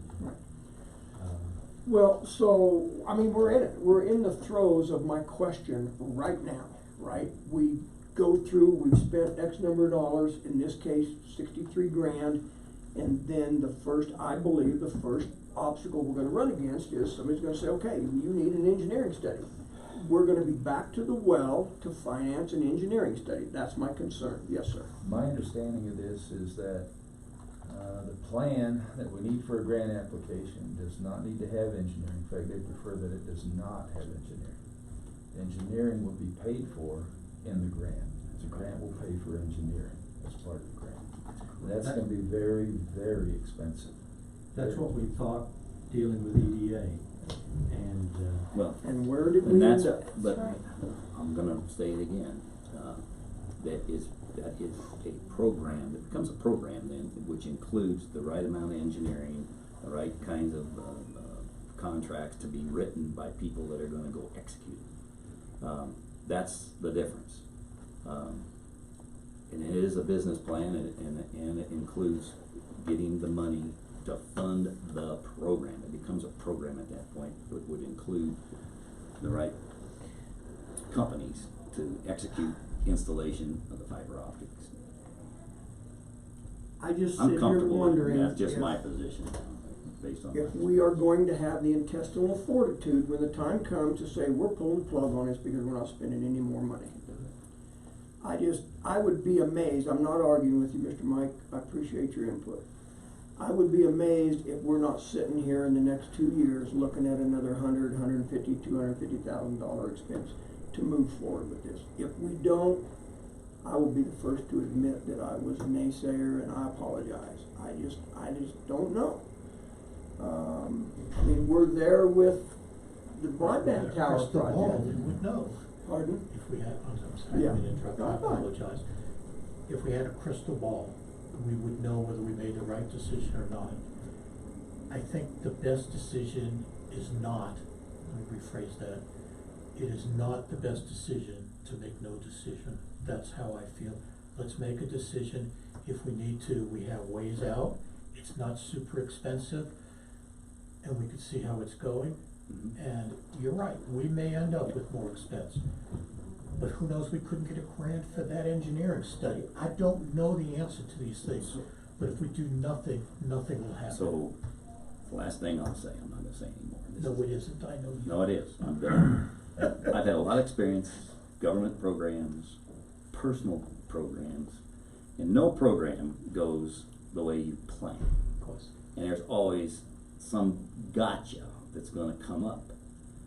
But if you, and it's true in the state government, federal government, and my own home building something.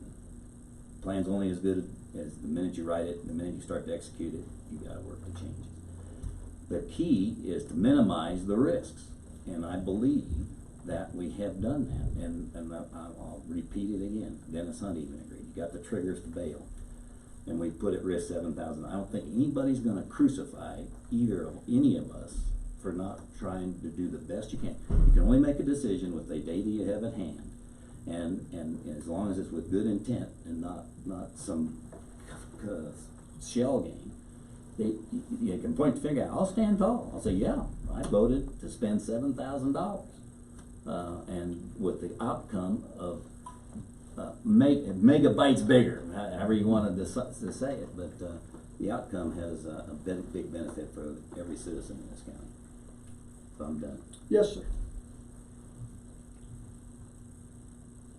an input that I have not previously given. There seems to be a degree of urgency in this process. One of the things that we have done individually and selectively in the past is to get partial funding for a study like this from NOVA. And I guess that has not been raised as an alternative because of the feeling that we've got to do this quickly. And that in the last workshop, there was description about, yes, none of us like the amount of time that it takes to do these things, but in fact it does. And I guess, as an alternative, I'm wondering why we haven't pursued that alternative for at least partial funding. Good question, but the lead agency is Silver Cliff, and they I understand. didn't do it. So, given the facts, Yeah. I'm good. I guess I haven't sensed this need of urgency other than the entities just said, are we gonna do this or not? And I can understand if we're gonna move forward, let's move forward. I don't think anybody said if we're gonna move forward, it's gotta be by tomorrow, but, Well, we are in the cycle for possible, that NOLA would be, Well, we're in we're in their cycle. We're also in the USDA cycle in March, same thing. So we gotta act sooner or later, and we've got the opportunity. Yeah, I could certainly be wrong in my perspective here. I think we need to be a little careful about how many times we go to the DOLA well. Maybe not, maybe they don't care, I don't know, maybe they fund things that they feel is appropriate, doesn't matter how many times the county asks, but if we're gonna make a run at DOLA for 97 grand, DOLA wants us to be successful when it comes to broadband. And it just seems like we're leaving, state organizations out of this process, which may or may not work. and I would think eventually we would go to DOLA if we need funding for this project. If it turned out. I'm just not sure about going to DOLA for funding for this plan. That's, I guess, where I'm shaking out. I think USDA also cares about helping this county with broadband for their own personal reasons as well. Further comment, gentlemen? Public comment? Yes, sir. I know that Silver Cliff is interested in getting in on this round of the USDA grant cycle. And that is because we don't know where that money's going in this round. Right. Or how much of that money's maybe going away in this round, and how much is gonna be left in the next round. So I know that's their thinking on it, and that's why there's some urgency about this. We don't know what's gonna happen. I don't know who or anybody or how much, is gonna be applied for in this first round, and I don't know how much of that's gonna go away. But I know that the pool of money that they have is not infinite. No, it's $200 million in each of those It three is what it categories, is. so. I'm gonna get ready to vote, and I'm trying to get my mind wrapped around that. And I wanted to bring up one other thing. It's not a challenge, I just don't understand what you mean when you say cash in kind. It's either a cash match or it's an in-kind match, from where I sit. If there's something different. The way they explained it to me, that's why I brought up the fact they charge people to lease their right of way. And if we wanted to pay for them to do that, we could pay $25,000 to CDOT, and that would be our cash. However, because we're a government agency, and CDOT has a vested interest in spending somebody else's money, government-wise, they look at this. Then so does the agent. Even DOLA. DOLA does the same thing. They have a cash or a match in kind as well, and this counts according to both Bob Pfeiffer and Sally Clark. And you can get that right. You can quiz her people that she sends in here more, but it is. And by the way, if we can't get it, it stops. If that is not the case, as both CDOT and then Tom Rivera has done this with other agencies, match in kind, then we really were stupid, right? We lost $7,000 because it's not true. And from what I'm going to count on what the people that talk to me about it, I believe them.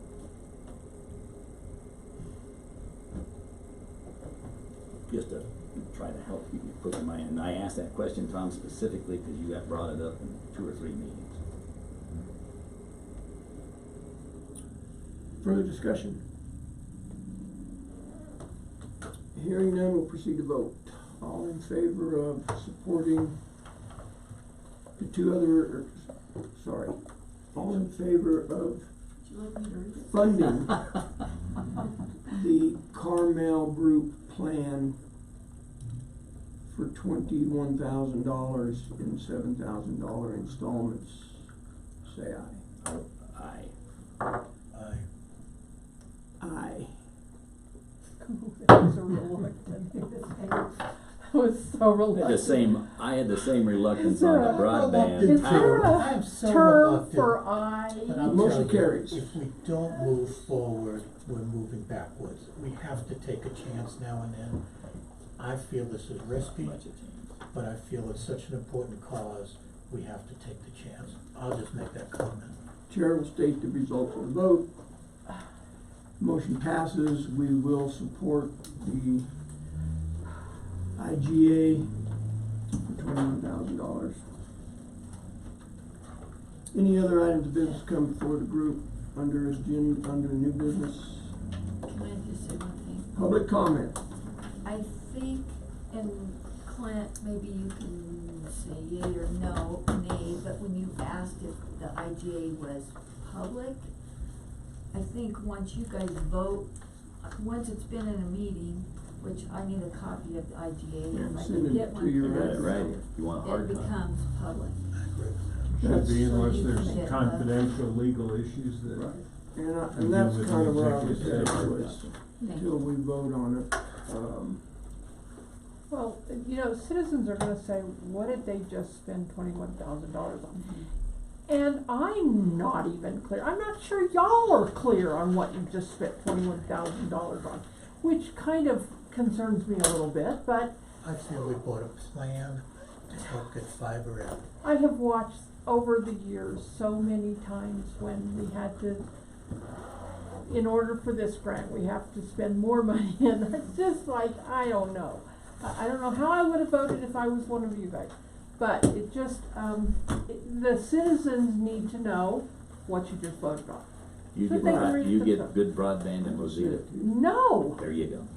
Will I after this? Better potential. No! Better potential. No, I probably will. CenturyLink goes right, the They new will. CenturyLink probably will be They're gonna wire. broadband, but. Well, there's no sense beating a dead horse.